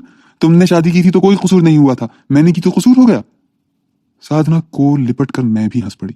दिल में कहा, क्या दुनिया में मेरी दुआ ही कतई फैसला कुन है? क्या इनकी ख्वाहिश मुकद्दम नहीं है? जो बला आई है वो मेरे सर पर ही पड़े, मगर दिल के अंदर जहां मेरा अकीदा है और मेरा धर्म है वहां उसे आने न दूंगी। मैं जैसी थी वैसी ही रहूंगी। साधना ने मेरे पांव पर झुककर मेरे कदम छू लिए। मैंने कहा, तुम हमेशा हमेशा खुश रहो और तुम्हारी किस्मत अच्छी हो। साधना ने कहा, सिर्फ दुआ ही काफी नहीं है, तुम्हें अपने बहनोई के और मेरे सर पर भी हाथ फेर कर आशीर्वाद देनी पड़ेगी। इनसे तुमको शर्म करना नहीं चाहिए। कहो तो उनको बुला लाऊं? मैंने कहा, बुलाओ। थोड़ी देर बाद मेरे कमरे में पांव की आवाज सुनाई दी और एक शफकत से भरा हुआ सवाल मेरे कान में आया, कौन हूं? अच्छी हो? मैं झटपट उठ खड़ी हुई और उनके कदम छूकर कहा, भैया। साधना ने कहा, भैया कैसे? वो तो तुम्हारे छोटे बहनोई हैं, इनकी गोशमाली करो। तब मैं सारी बातें समझी। मैं जानती थी भैया ने तय किया था कि वो शादी नहीं करेंगे। अम्मा नहीं है, कौन इसरार करके उनकी शादी कराता? अब तो मैंने ही उनकी शादी करवा दी है। मेरी दोनों आंखों से आंसू रवा थे, किसी तरह रोक न सकती थी। भैया धीरे धीरे मेरे बालों के अंदर अपना हाथ फेरते रहे। साधना मुझसे लिपट कर हंसती रही। रात को नींद नहीं आ रही थी। मैं हसरत भरे दिल से अपने शौहर के आने का इंतजार करती रही। शर्म और मायूसी वो क्यों कर बर्दाश्त कर सकेंगे, ये मेरी समझ में नहीं आ रहा था। कुछ रात गए, बहुत ही आहिस्ता से दरवाजा खुला। मैं चौंक कर उठ बैठी। मेरे स्वामी के पांव की चाप सुनकर सीने के अंदर दिल तड़पने लगा। वो बिस्तर पर आकर मेरा हाथ पकड़कर बोले, तुम्हारे भैया ने मुझे बचा लिया। चंद रोज फरिश्तगी में गिरफ्तार होकर मैं अपनी तबाही बुला रहा था। उसी दिन जब मैं कश्ती पर सवार हुआ तो मेरे सीने पर कैसा भारी बोझ था, ये अंतर्यामी ही को मालूम है। जब नदी में तूफान शुरू हुआ तो जान का खौफ तो जरूर था, साथ ही ये भी दिल में आ रहा था कि अगर डूब मरूं तो नजात मिले। متھو گنج پہنچ کر معلوم ہوا کہ ایک دن پہلے تمہارے بھیا کے ساتھ سادھنا کی شادی ہو گئی ہے. کہہ نہیں سکتا کہ کس شرم اور کس خوشی سے کشتی پر لوٹا. ان ہی دنوں میں یہ بات مجھ پر آشکارا ہو گئی ہے کہ تمہیں چھوڑ کر مجھ کو کوئی سکھ نہ ملے گا. تم میری دیوی ہو. میں نے کہا دیوی ہونے کی ضرورت نہیں, میں تمہاری گھر کی رکھوالی ہوں, میں ایک معمولی عورت ہوں. میرے شوہر نے کہا میری بھی ایک درخواست تمہیں منظور کرنا پڑے گی, مجھے دیوتا کہہ کر شرمندہ نہ کیا کرو. دوسرے دن ناقوس کی آواز سے اور خوشی و خرمی سے سارا محلہ گونج اٹھا. سادھنا میرے شوہر سے صبح شام اٹھتے بیٹھتے چھیڑ چھاڑ کرنے لگی, ان کو بے حد تنگ کرنے لگی. لیکن وہ کہاں گئے تھے اور وہاں کیا گزری, اس کا کوئی ذکر کسی نے نہیں کیا.